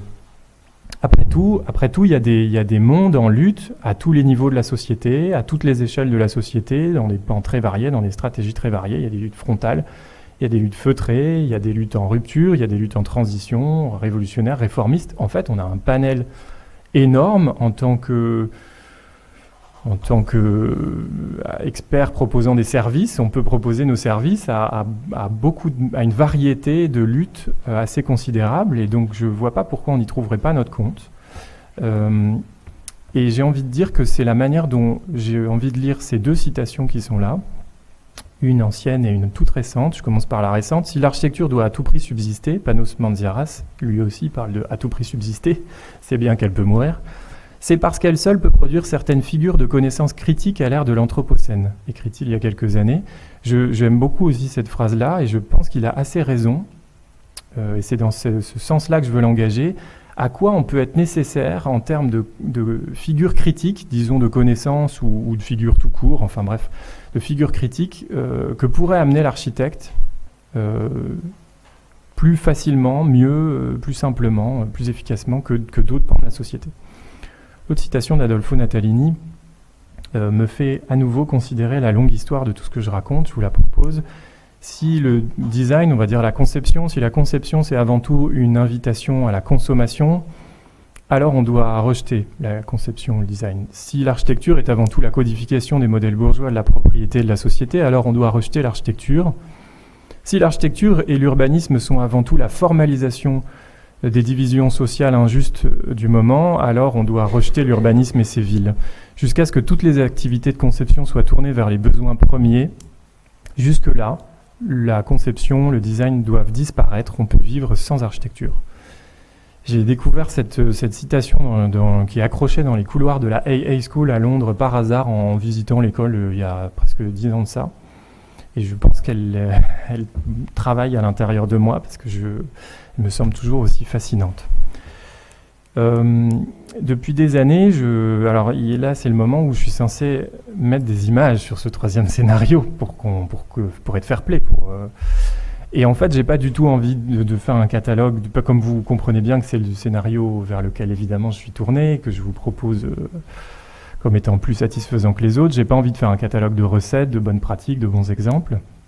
Et je vous propose plutôt une anecdote qui va parler au moins à mes collègues enseignantes et peut-être aux étudiantes. Depuis des années, on m'invite dans les écoles d'architecture à faire des jurys de PFE. Ça fait 12 ans que j'en fais, et ça fait 12 ans plus ou moins que tous les ans, il y a à un moment ou à un autre ce scénario que vous avez dû rencontrer aussi, d'une étudiante qui s'engage sur un sujet très militant, que ce soit des toilettes dégenrées pour un tiers-lieu en permaculture avec une collaboration interspécifique, dépatriarcale et je ne sais pas quoi d'autre. Et on ne voit pas grand-chose en termes de projet, au sens habituel du terme, sur les planches. Il y a peu de plans de coupe de façade de maquette. C'est pas toujours selon les codes de la discipline et ce qu'on voudrait attendre au moment d'un diplôme. Et moi, d'un côté, je me dis, je suis un peu gêné parce que politiquement, j'aurais envie d'accompagner le mouvement. C'est quelqu'un à qui on a laissé choisir son sujet, donc on ne va pas lui reprocher a posteriori d'avoir choisi le sujet. Et en même temps, effectivement, au moment de donner un diplôme, je suis un peu embêté parce que c'est quand même une école d'archi, on est dans la matière du projet, il n'y a pas de... voilà, vous voyez bien. À côté de moi, il y a toujours quelqu'un pour dire, un peu plus franchement, donc, il n'y a pas de projet, il ne faut pas le donner, c'est pas la fête. Et je suis embêté parce que je sais toujours pas depuis une dizaine d'années quoi répondre à ce collègue, parce que je reconnaissais aussi que j'entendais ce qu'il disait. Mais j'avais envie, ça me semblait pas suffisant, satisfaisant. Aujourd'hui, grâce à ça, j'ai trouvé ma propre réponse. Peut-être que ce sera pas la même demain. Mais je pense que si on se situe dans le cadre de ce troisième scénario, ce qu'on a à offrir à la société, c'est des compétences. Alors je sais aussi que le mot fait débat dans les écoles aujourd'hui, parce qu'il y a l'approche par compétences qui est critiquée, etc. Je vous avoue que je n'y connais rien à cette approche par compétences et pourquoi elle poserait problème. Moi, ce que je vois, c'est que nous, on encapacite des étudiants et étudiantes pour qu'ils sortent outillés, pour qu'ils sortent compétents, compétentes. Et ce qu'on regarde, il me semble, au moment du diplôme, ça n'est qu'un prétexte pour vérifier si oui ou non ils ont ces compétences. Donc, ce qu'on évalue, c'est les compétences. Donc, si la personne en face est capable de dire « voilà sur la base de quelles compétences je suis arrivé à quel résultat », et que ces compétences correspondent à peu près à ce qu'on essaye d'enseigner en école d'archi, c'est-à-dire, je ne sais pas, à la volée, l'analyse d'une situation spatiale habitée donnée, via une enquête qui fait un diagnostic à la fois des usages et du bâti, via une conceptualisation imagée d'un devenir différent de ce lieu-là. Enfin, vous voyez, on pourrait... si la personne finalement fait état de toutes ses compétences et que le projet le révèle, quand bien même il n'y a pas effectivement une composition bâtie, moi je sais quoi répondre à mes collègues maintenant et je vois plus de raison de ne pas donner le diplôme et je vois que des raisons de féliciter pour avoir mis en œuvre ses compétences au service de quelque chose qui préoccupe visiblement la personne en face. Pour moi, ce troisième scénario, c'est ça. Je ne sais pas le résumer plus clairement qu'avec cet exemple-là. Et là, on va passer sur le troisième volet, même si c'est pas ma troisième... Enfin, oui, il y en a 4, en fait. Il y a un tournant à ce moment-là. Parce que j'ai utilisé quelques mots depuis tout à l'heure un peu grossiers, que j'ai pas toujours définis, néolibéral, le public au service du privé, capitalisme colonial, patriarcat, vous voyez bien, on en connaît quelques-uns, en sachant, je pense, d'ailleurs pas toujours ce qu'on veut dire par là. Et là, pour le coup, si j'essaye de vous embarquer avec moi dans ce troisième scénario, l'invitation, c'est aussi à être plus solide sur ça. Parce que s'il s'agit de résister au système, il faut bien qu'on se mette d'accord sur ce à quoi on va résister. Sinon on se fait croire quelque chose. Pour une écologie pirate, effectivement, Fatima Wassak, elle parle de système colonial capitaliste. Et cette histoire-là, elle est documentée par bien d'autres gens, parce que Fatima Wassak, elle évoque très rapidement, mais il y a cet ouvrage-là, il y en a plein d'autres, qui documentent de façon assez épaisse les liens structurels, historiques, entre capital et race. Et une fois qu'on met le doigt dans tout ça, vous voyez bien qu'on tombe en fait sur toute une bibliothèque qui nous dit qu'il y a des racismes d'État et des États racistes en France aujourd'hui, qui nous disent qu'il y a une domination blanche et des mécaniques du privilège blanc, qui nous disent que l'idéologie raciste, elle n'est pas arrêtée en France aujourd'hui, qui nous disent que même la question du féminisme, quand on la prend à l'aune des pensées décoloniales, elle se transforme.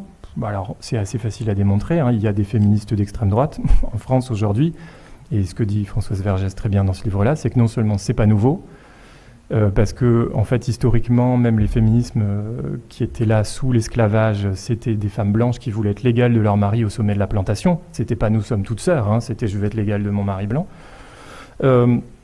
Et que bien sûr, du coup, quand on se dit juste féministe, ça ne veut plus rien dire parce qu'on ne sait pas de quoi on parle tant qu'on n'a pas précisé si effectivement c'était un féminisme d'extrême droite ou un féminisme décolonial, un féminisme queer, etc.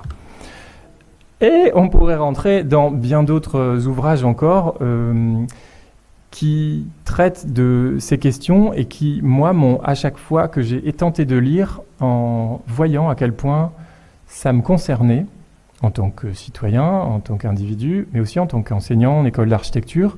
J'ai essayé de faire des liens depuis tout à l'heure, j'espère que c'était un peu clair, mais en fait, on peut continuer avec chacun de ces ouvrages-là. Donc je vais pas développer ça là, sinon je n'avance plus. Mais mon travail aujourd'hui, il se situe là, disons, à essayer de lire de façon inquiétée ces ouvrages qui a priori ne parlent pas d'architecture, et en voyant en quoi ça nous concerne quand même. Ça déplace des choses dans les écoles, dans la manière qu'on a de faire école d'architecture, la manière qu'on a de définir notre rôle social d'architecte, dans la manière dont sont structurées les agences, les chantiers, etc. Je dis peut-être un mini-mot parce que particulièrement depuis tout à l'heure j'utilise le mot décolonial et je ne l'ai pas encore défini, je l'emploie dans ce sens-là, qui effectivement est issu des théories critiques d'Amérique du Sud. Le point focal de la perspective décoloniale dans cette histoire-là, c'est plus le colonialisme ou les traces qu'il aurait laissées dans les sociétés contemporaines, mais la colonialité. Ça déplace le problème. La colonialité, c'est une structure profonde, enracinée dans les institutions, les pratiques sociales, les schèmes collectifs de pensée qui conditionnent et légitiment la répartition des ressources à toutes les échelles de la vie sociale. Et donc, pour reboucler la boucle, le colonialisme n'en est qu'une des manifestations historiques. Voilà, moi, tout ça me va très bien parce que je pense que c'est quand je suis rentré dans ce genre de littérature que j'ai compris en quoi ça me concernait. Parce que justement, je n'ai pas grandi dans un territoire post-colonial, parce que j'ai été éduqué en tant que blanc à ne pas parler de ma blanchité, à ne pas me considérer comme raciste, et donc de bout en bout à me dire tout ça ne me concerne pas. Puis qui plus est, dans une époque où on nous explique, et j'y reviendrai après avec Olufemi Otaïwo, qu'il faut laisser parler les concernés. Ce qui fait sens en fait à bien des égards, mais ce qui me semble aussi, et pas que à moi, être une partie du problème dans lequel on se trouve. Donc des ouvrages, il y en a beaucoup trop pour qu'on puisse en faire le tour, et j'en mets volontairement de façon un peu performative pour rendre hommage, dire que ça m'a marqué, dire que ça existe, vous inviter si ça vous intéresse, à découvrir ceux que vous connaissez peut-être pas encore. À dire, bah oui, l'intérêt de parler encore de race, comme l'explique bien Sarah Mazouz, parce qu'il y a du racisme, mais qu'en fait, refuser de voir la race, c'est refuser de voir le racisme. C'est pas des races au pluriel, évidemment, il n'y a pas de race biologique, mais c'est race au sens où l'emploi les antiracistes d'une race construite socialement, au singulier, en tant que catégorie qui continue à jouer sur la manière dont les inégalités sont produites. Et je pense qu'effectivement, j'ai mis cette photo extraite du Monde, on pourra peut-être arrêter de parler de ça, et quand il y aura autant de probabilités de voir un président noir en France sortir de sa limousine et que le portier blanc lui ouvre la porte, ou quand dans les écoles d'archi, on puisse avoir à la tête des écoles des femmes voilées pendant que des hommes blancs nettoient les toilettes. Mais tant que c'est loin d'arriver, et c'est loin d'arriver, bah oui, il faut parler de l'existence visible, en fait, parce que c'est visible, c'est un choix à nouveau de le voir ou de ne pas le voir, d'un racisme structurel en France. Alors j'ai montré des ouvrages récents, il y a une longue histoire de tout ça, et les pensées décoloniales, terme qui ne s'employait pas à ma connaissance, parce que la première occurrence c'est en 86 avec cet ouvrage-là, à l'époque de Frantz Fanon, d'Aimé Césaire, de la négritude, etc., n'employait pas le mot décolonial, mais bien sûr que les pensées décoloniales s'appuient très fortement sur ces auteurs-là, Édouard Glissant. Et tout ça, comme on l'a dit tout à l'heure, en fait, c'est une tentative de renversement de la cosmologie et de nos représentations du monde. Même mon fils de 7 ans, à qui j'ai montré cette carte-là il n'y a pas très longtemps, m'a dit « Mais elle est trop bizarre ta carte, papa, c'est quoi ce… » Même lui, à 7 ans, il est habitué à voir le Nord en haut, la France en plein milieu, et l'Afrique sous-représentée, parce qu'en fait, les dimensions sur nos planisphères ne sont pas bonnes du tout, et ça, c'est les vraies dimensions. Où l'Afrique, en fait, est de très loin le plus grand continent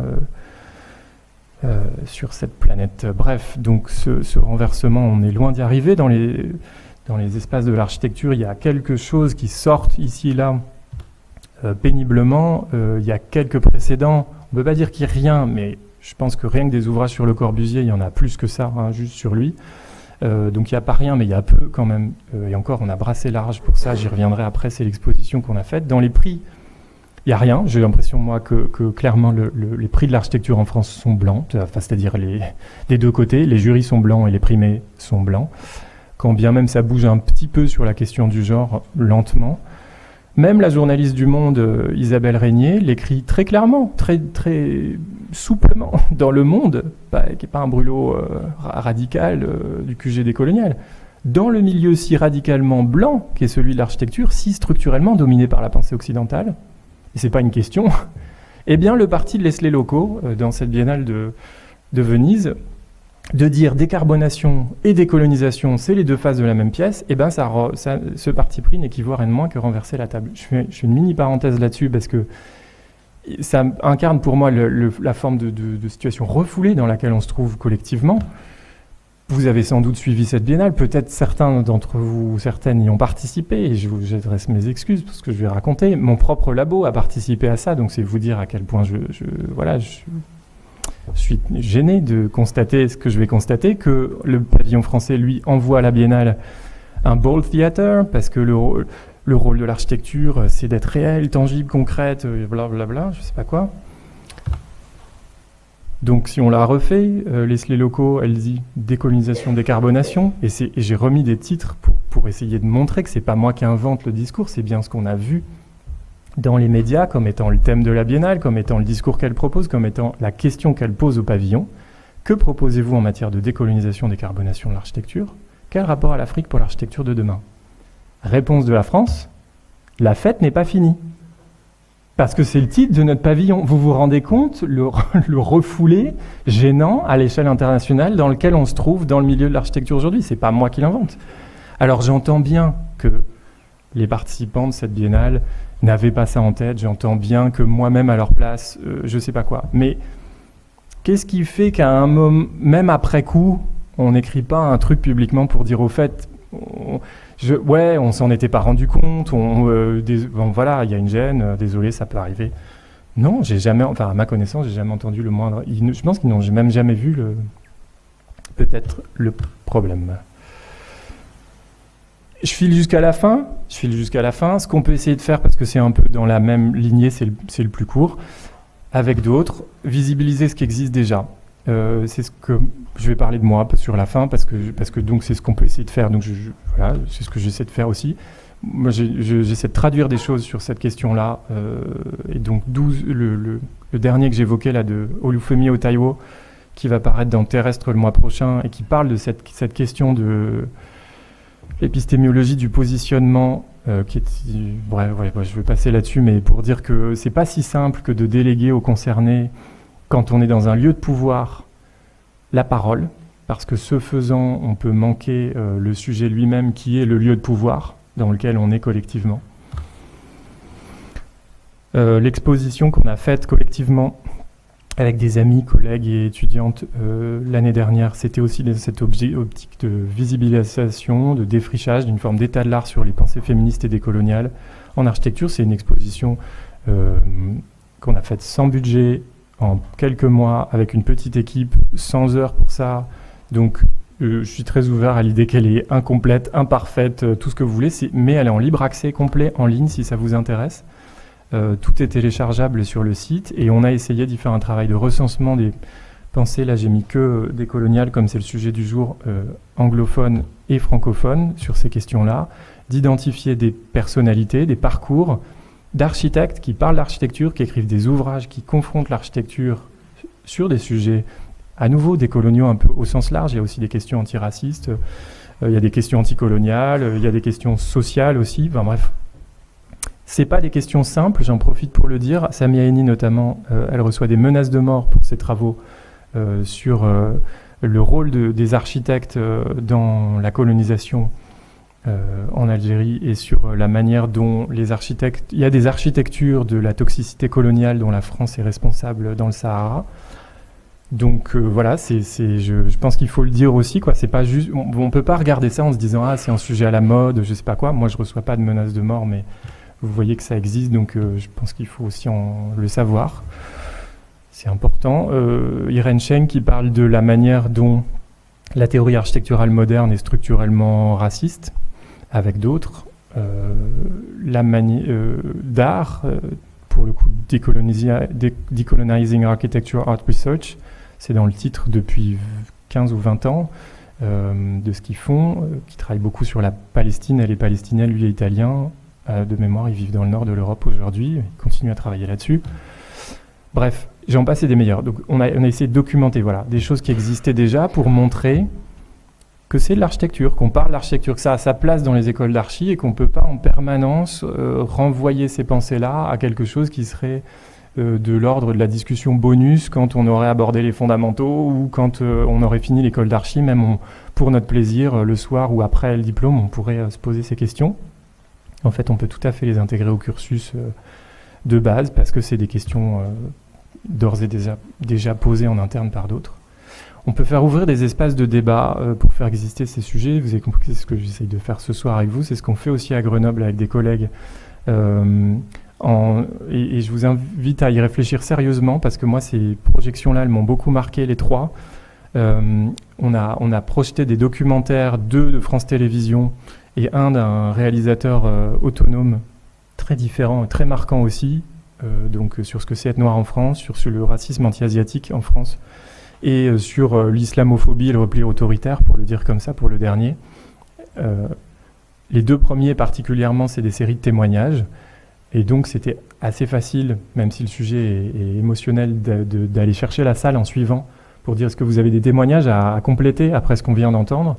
Et ça a été vraiment très marquant pour tout le monde. Effectivement, tout d'un coup, plein de témoignages se sont ouverts de la part des enseignants, de la part des administratifs, de la part des étudiantes, sur le fait qu'il y avait une réalité dans l'école aujourd'hui, que ce qu'on venait de voir là, c'était toute la vie des gens qui étaient en images, que c'était vrai, enfin bref. Et ça a fait exister un sujet qui, sinon, à nouveau, n'existait pas dans l'école. Alors même qu'on est dans une école qui est en plein milieu d'un quartier populaire avec lequel on discute très peu, qui est comme une île avec ses badges Vigipirate et où il y a des écriteaux un peu partout qui nous disent « fermez bien la porte derrière vous, sinon il y aura des vols et des crimes ». Enfin, il y a un contexte aussi qui doit être déminé par ces débats-là. Enfin, je veux dire, on n'y arrive qu'à peine, notamment en discutant avec la régie de quartier, qui est un espace où moi j'apprends énormément, je rencontre des gens incroyables qui nous prêtent des expos, avec qui on a des débats sur ce qu'on peut faire et pas faire. Donc, forcément, refuser les excuses. Lilian Thuram écrit dans ce livre, depuis trop longtemps, lorsqu'on parle du racisme, on se focalise sur les personnes qui sont discriminées. Il faudrait plutôt s'intéresser aux personnes qui tirent profit, sans le savoir, ni sans le vouloir forcément, de ces discriminations. Questionner une catégorie qu'on ne questionne jamais, la catégorie blanche. Ce que nous devons faire prendre conscience aux Blancs qu'ils sont éduqués à ne pas politiser leur couleur. Pourquoi la majorité des Blancs refusent-ils d'interroger cette construction identitaire ? Effectivement, quand on lit ce livre d'Estelle Despris, il y a une page qui dit « Que dois-je faire de mon privilège blanc ?» Et moi, j'ai ouvert cette page-là avec un peu de crainte parce que je ne savais pas si elle allait me dire ne fais rien, parce qu'en fait, vous avez déjà toute la place, vous prenez déjà toute la parole, vous n'allez pas en plus vous remettre en lumière, et donc ça suffit, ton privilège blanc, tu vas pas... en fait, pas du tout. Alors bien sûr, le premier hashtag, c'est écouter avec attention et amplifier les voix des personnes racisées engagées dans la lutte contre le racisme. Mais il y en a d'autres. Éduquer, informer les personnes blanches de votre entourage. Ne plus simplement adopter une posture non raciste, mais devenir activement antiraciste. En tant que blanc. Briser le tabou et le silence entourant les injustices raciales en affrontant ces problèmes. Contribuer ainsi à changer les normes racistes. En fait, elle nous invite à nous mobiliser sur ces questions. Ça peut faire débat. Pour tout le monde, vous pouvez prendre la position que vous voulez. Je vous invite, en tout cas, à considérer qu'on peut lire des choses comme ça parfois.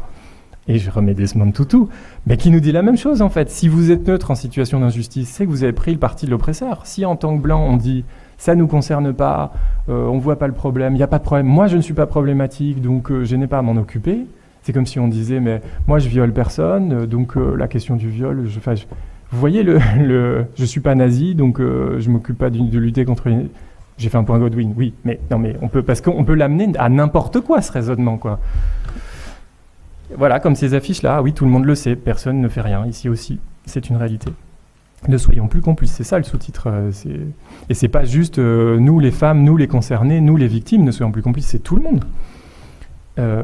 Parce qu'aussi il est contre-productif de ne pas s'y engager, mais quand bien même votre lutte qui vous anime, parce que je peux entendre, peut-être vous êtes végane, peut-être que vous êtes féministe, peut-être que vous n'êtes pas premièrement dans votre vie en vous levant le matin antiraciste ou décolonial, Et en fait, ce que nous dit par exemple 12 Dibongo, c'est que la non-reconnaissance du racisme, elle fragilise les luttes, quand bien même, justement, c'est des luttes écologistes, féministes, animalistes. C'est très bien documenté maintenant. On ne peut plus, pour le dire cette fois avec Malcolm Ferdinand, maintenir des écologies blanches et s'absoudre d'identifier les mécanismes qui font que ça perdure. Voilà, le discours commence je trouve, à égrener, et pour ma part, il me semble que c'est une bonne chose. Même si c'est pas simple. Contribuer de là où on est, donc, pour ce qui me concerne, ne souffrant pas au quotidien de discrimination raciste dans ma vie, je peux me dire blanc.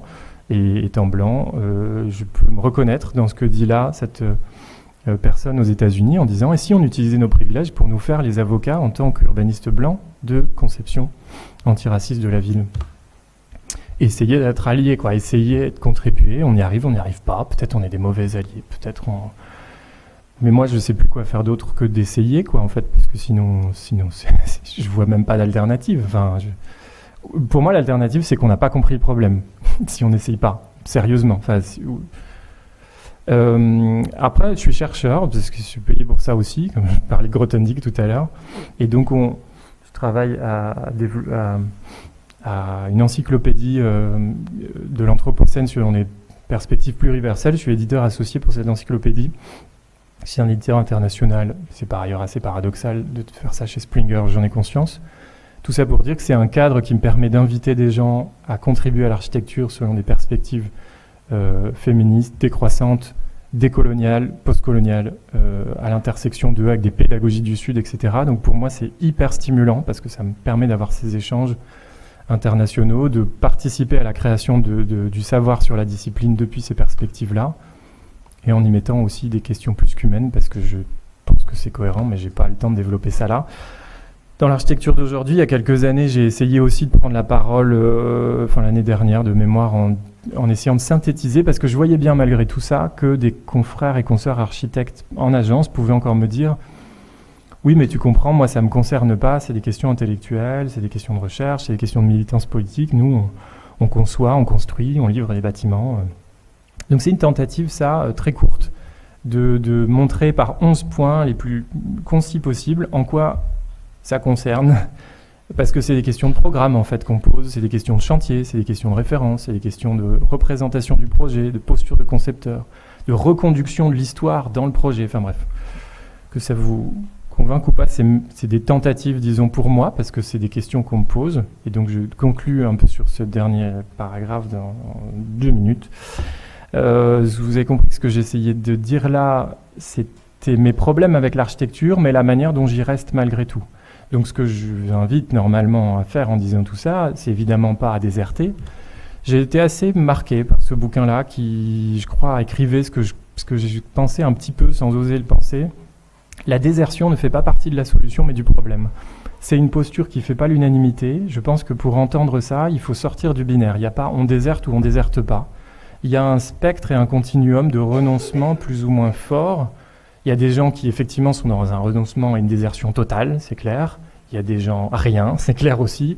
Mais il ne faut pas négliger les gradients entre les deux. Et on peut aussi refuser de parvenir, refuser de se compromettre, refuser des ordres et des injonctions qui nous semblent problématiques à plus petites échelles, de façon invisible, mais quotidienne. Et c'est pas anodin non plus, pour essayer de faire moins de mal, de changer les choses de l'intérieur. Si tous les gens qui ont compris le problème avec l'architecture arrêtent l'architecture, sans surprise, il y a toujours un problème avec l'architecture. C'est aussi simple que ça aussi.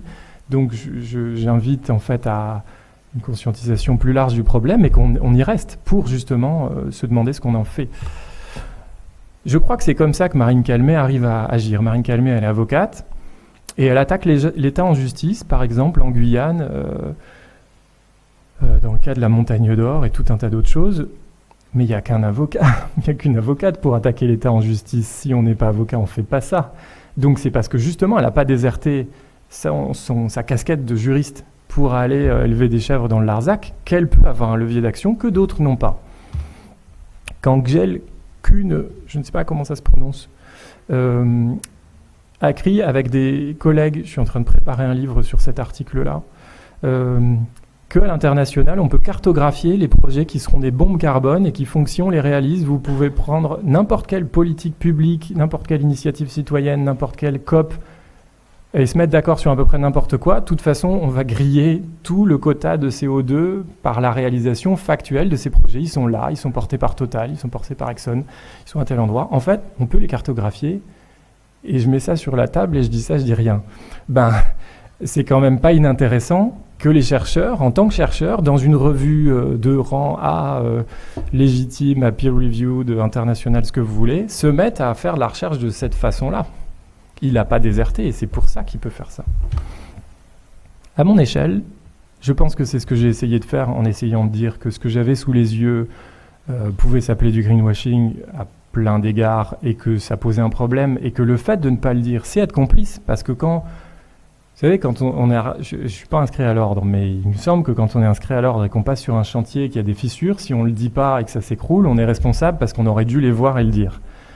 Mais ça, c'est une réalité morale. C'est vrai quand on a la capacité à voir quelque chose que la société n'a pas la capacité de voir.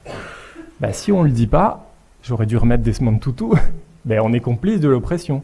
Moi, je me sens une responsabilité aujourd'hui de dire que ça va pas parce que j'ai les moyens de montrer que ça va pas. Alors évidemment, ça plaît pas et je prétends rien faire de plus avec ça que de dire que je vois pas comment faire autrement à nouveau.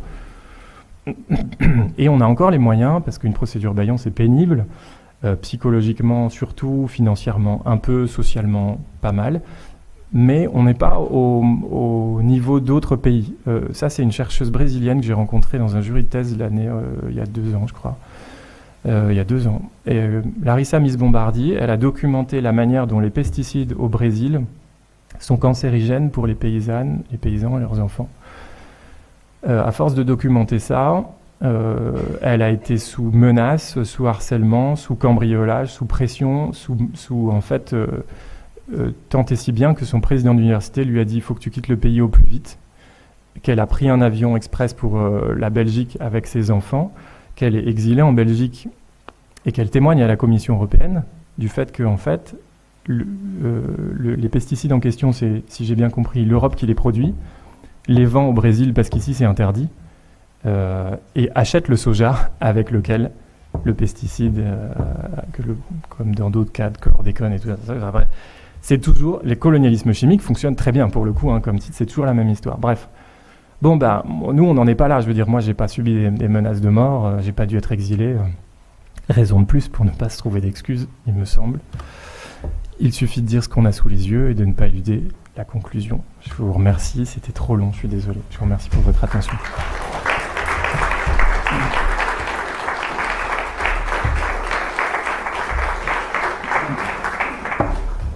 Merci beaucoup, même si c'était long, c'était très très bien. Je te remercie. Et moi j'aurai l'occasion peut-être de poser mes questions un peu plus tard, donc je laisse le public poser les siennes s'il y en a, avant qu'on se fasse peut-être sortir vers 20h. Je peux passer le micro à ceux qui le souhaitent. Et je vous en prie. Vous pouvez aussi réagir, même si ce n'est pas des questions, parce que moi j'ai déjà beaucoup parlé, peut-être que la parole peut circuler. Merci beaucoup. Ça marche, ouais. Merci beaucoup. C'est inspirant, c'est aussi à ça une des raisons d'être des écoles d'architecture, nous déplacer un peu dans un quotidien où on a des certitudes parce qu'on n'a pas le temps de se poser la question sur nos certitudes. Je ne sais pas si c'est une question, ça m'a fait penser au travail d'un monsieur qui s'appelle Olivier Frérot, philosophe, ancien directeur de la DDE, qui a vu le démantèlement de la DDE. Je ne sais pas si tu connais. Je l'ai connu personnellement, ouais. C'est rigolo que tu parles. Bon, tu vois où je vais en venir sur les scénarios, peut-être. Je sais pas, vas-y. Ouais. Et donc, c'est un monsieur qui vient des ponts et chaussées, qui le dit clairement, qui était dans une forme de système, par la technique, par la science. Alors, son premier discours, c'est se dire, l'école, elle a été créée avant la Révolution, des ponts et des routes, on en a construit suffisamment. Là, maintenant, il faut qu'on fasse une énorme bamboche et puis on ferme la boutique. Et il parle là-dessus, il voit le démantèlement de la DDE, il voit plein de choses et il est devenu philosophe. Et en fait, un de ses travaux, ils sont sur l'idée qu'il il classe des temps de l'Occident. Alors il s'intéresse qu'à l'Occident, les premiers temps, la mythologie, l'Antiquité, etc. Bon, sans revenir dessus. Par exemple, à l'époque féodale, c'est la religion qui va être la grande idée, etc. C'est qui nous donne notre salut, donc toutes les raisons sont bonnes pour le salut. Puis il arrive après, il dit qu'entre chaque période, il y a un grand drame. Entre l'époque féodale et la religion, c'est Saint-Barthélemy. Et puis après, on arrive dans un monde un peu de la science, la science sauvera le monde, voilà. Et lui, il part de tout ça, il arrive là et puis il se dit, et en fait, aujourd'hui, est-ce qu'on ne revient pas à la société du lien? Et il donne une image, et je pensais à ça en regardant, et il donne l'autoroute de Castres. Entre des gens qui se battent bec et ongle pour continuer cette autoroute, et d'autres qui se disent, il faut s'accrocher aux arbres, on doit refaire du lien, est-ce qu'on en a besoin? Et je trouve qu'il y a un parallèle ultra intéressant entre ce que tu nous racontes et ce qu'il dit lui-même sur cette question aujourd'hui d'une société qui est complètement fragmentée, divisée sur est-ce qu'on poursuit une forme de modèle, celle de la technique, celle de... On le voit, même notre gouvernement, Elisabeth Borne, issue des grandes écoles, Jean Castex, mais pour donner des noms, mais n'empêche, c'est mine de rien un système qui continue. Et face à ça, des gens qui se posent la question du lien et de la reconnexion aux gens, de la reconnexion. Et ben est-ce que l'architecture, qui à mon sens, et je me trompe peut-être, mais si je devais donner une définition de l'architecture, c'est que c'est un reflet de nos sociétés. Ça veut dire qu'elle nous montre ce qu'on est au moment où on l'est à des temps. Ben je me demande si aujourd'hui, l'autoroute de Castres, c'est pas un bel exemple de ce reflet de la société que pourrait être l'architecture entre deux sociétés qui s'opposent. Voilà, je ne sais pas si c'est une question, je ne sais pas si c'est une réflexion, et je pensais fort à ça tout au long de la présentation. En tout cas, merci beaucoup. Merci, c'est trop sympa. Je dis juste un mot, peut-être ça va paraître surprenant, mais sur la spiritualité. Olivier Frérot, c'est un penseur chrétien, et il serait musulman, ce qu'il veut. Je pense que ça ne changerait pas grand-chose parce qu'il a une énorme culture sur les spiritualités au pluriel, pour en avoir parlé avec lui, sur l'hindouisme. Et c'est quelqu'un qui, je crois, est habité par ça. Et au fil de mes recherches, j'en ai trouvé plein d'autres, parce qu'ils ne s'affichent pas forcément comme tels, et dont j'ai compris qu'en fait, c'était un moteur très important dans leur lutte. Bizarrement, dans le biooriginalisme, il y a des questions de spiritualité aussi. Et tout ça, l'histoire du lien dont tu parles, ça touche encore autre chose qui est la sensibilité. On parle du sensible, d'écologie du sensible, de retrouver notre... Je crois que tout ça forme un pack, un pôle que j'ose pas aborder en fait, parce que je pense qu'il est tellement central pour justement toucher du doigt ce que je veux vous dire, qui est ce changement de cosmologie, qu'il est inaudible en l'état. Et que Olivier Frérot peut-être en est un peu au même point, il faudrait lui poser la question, savoir ce qu'il pense de ce que je dis là, mais qui cherche des stratégies pour rendre audible, acceptable, compréhensible, de premières étapes dans un chemin qui est beaucoup plus long. Tout comme on dit, par exemple, Jean Covici, il sait parler aux ingénieurs, quoi. Il y a des choses qu'on entend beaucoup mieux, c'est un peu caricatural, vous m'excusez, hein, mais on entend ça. Mais je veux dire, c'est pas la réalité du propos que je discute, c'est la rhétorique de... Il y a des gens qui savent parler à des communautés mieux que d'autres. Le propos est mieux entendu. Si on avait le temps d'échanger quelques années, de lire beaucoup, de rester dans cette salle ensemble pendant quelques années, je suis persuadé qu'au fond, on arrivera à des questions de spiritualité qui ne sont pas anodines sur Olivier Frérot. Voilà. Merci pour la remarque, et je suis d'accord avec ce que tu dis.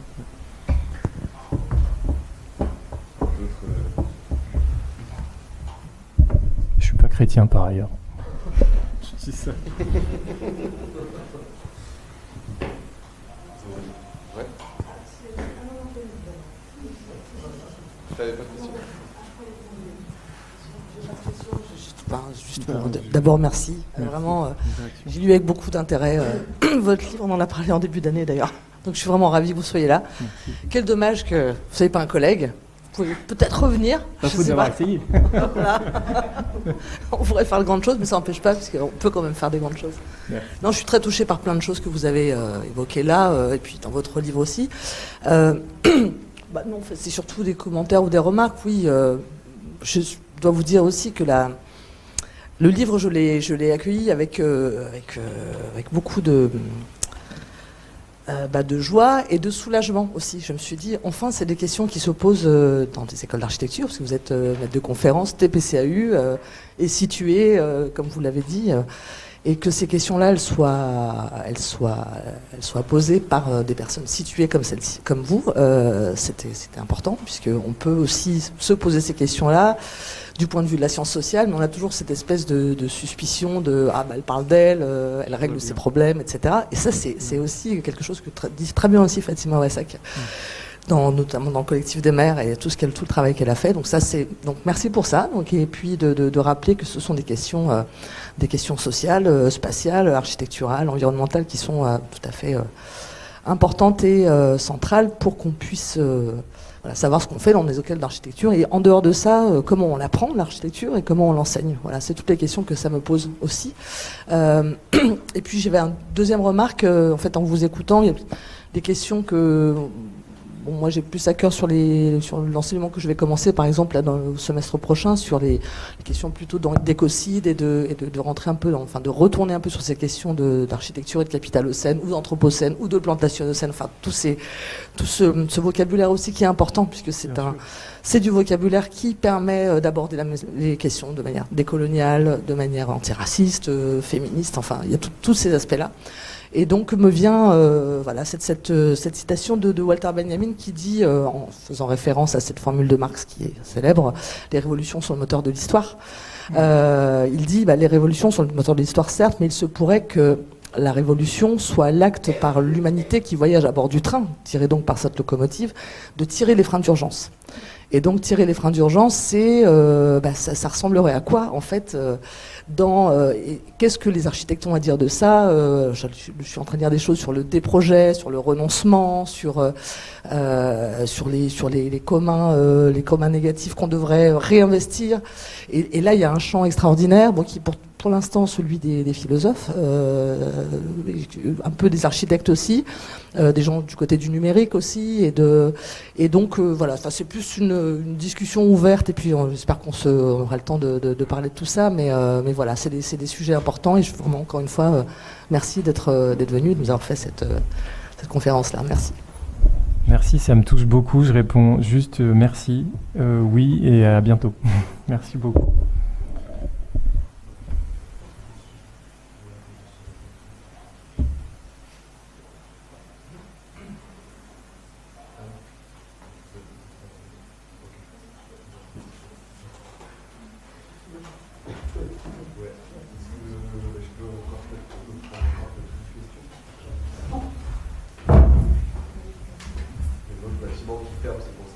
Mais oui, il est tard.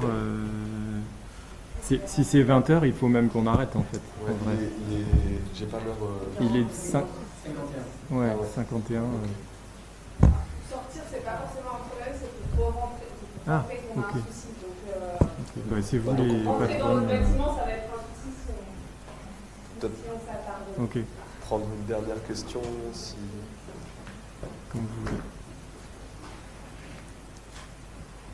Et sinon, ça fait déjà beaucoup. Ouais. Merci encore. On conclut alors. Merci beaucoup, Mathias. Merci Théo. Merci d'être venu. Merci à vous. Et voilà, et si le sujet vous a plu et que vous êtes un peu disponible demain, n'hésitez pas à venir. Ça sera un peu dans les thématiques autour de la thèse de Milena. Oui, tout à fait.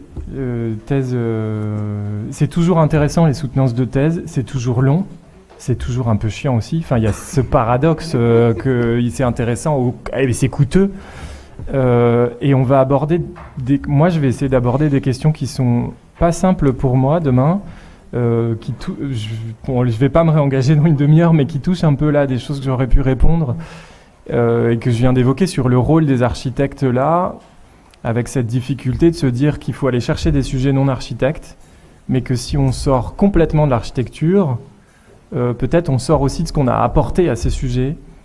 Je suis tout à fait prêt à entendre que je me gourre en disant ça, mais de ma perspective située, je ne peux que voir et encourager en tout cas le fait de tenir les deux, quoi. C'est ça que j'ai essayé de dire pendant 2 heures, mais c'est un peu ça que je vais essayer de dire demain et je suis assez curieux de voir voilà, ce qui va se passer. Donc si c'est la question vous intéresse aussi, comment on peut, là dans le cas de Milena, s'engager dans des communs, dans des littératures politiques, historiques, marxistes, j'en passe et des meilleurs, tout en restant architecte, enfin dans le sens large du terme.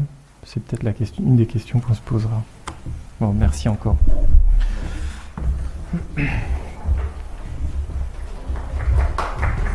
C'est sympa.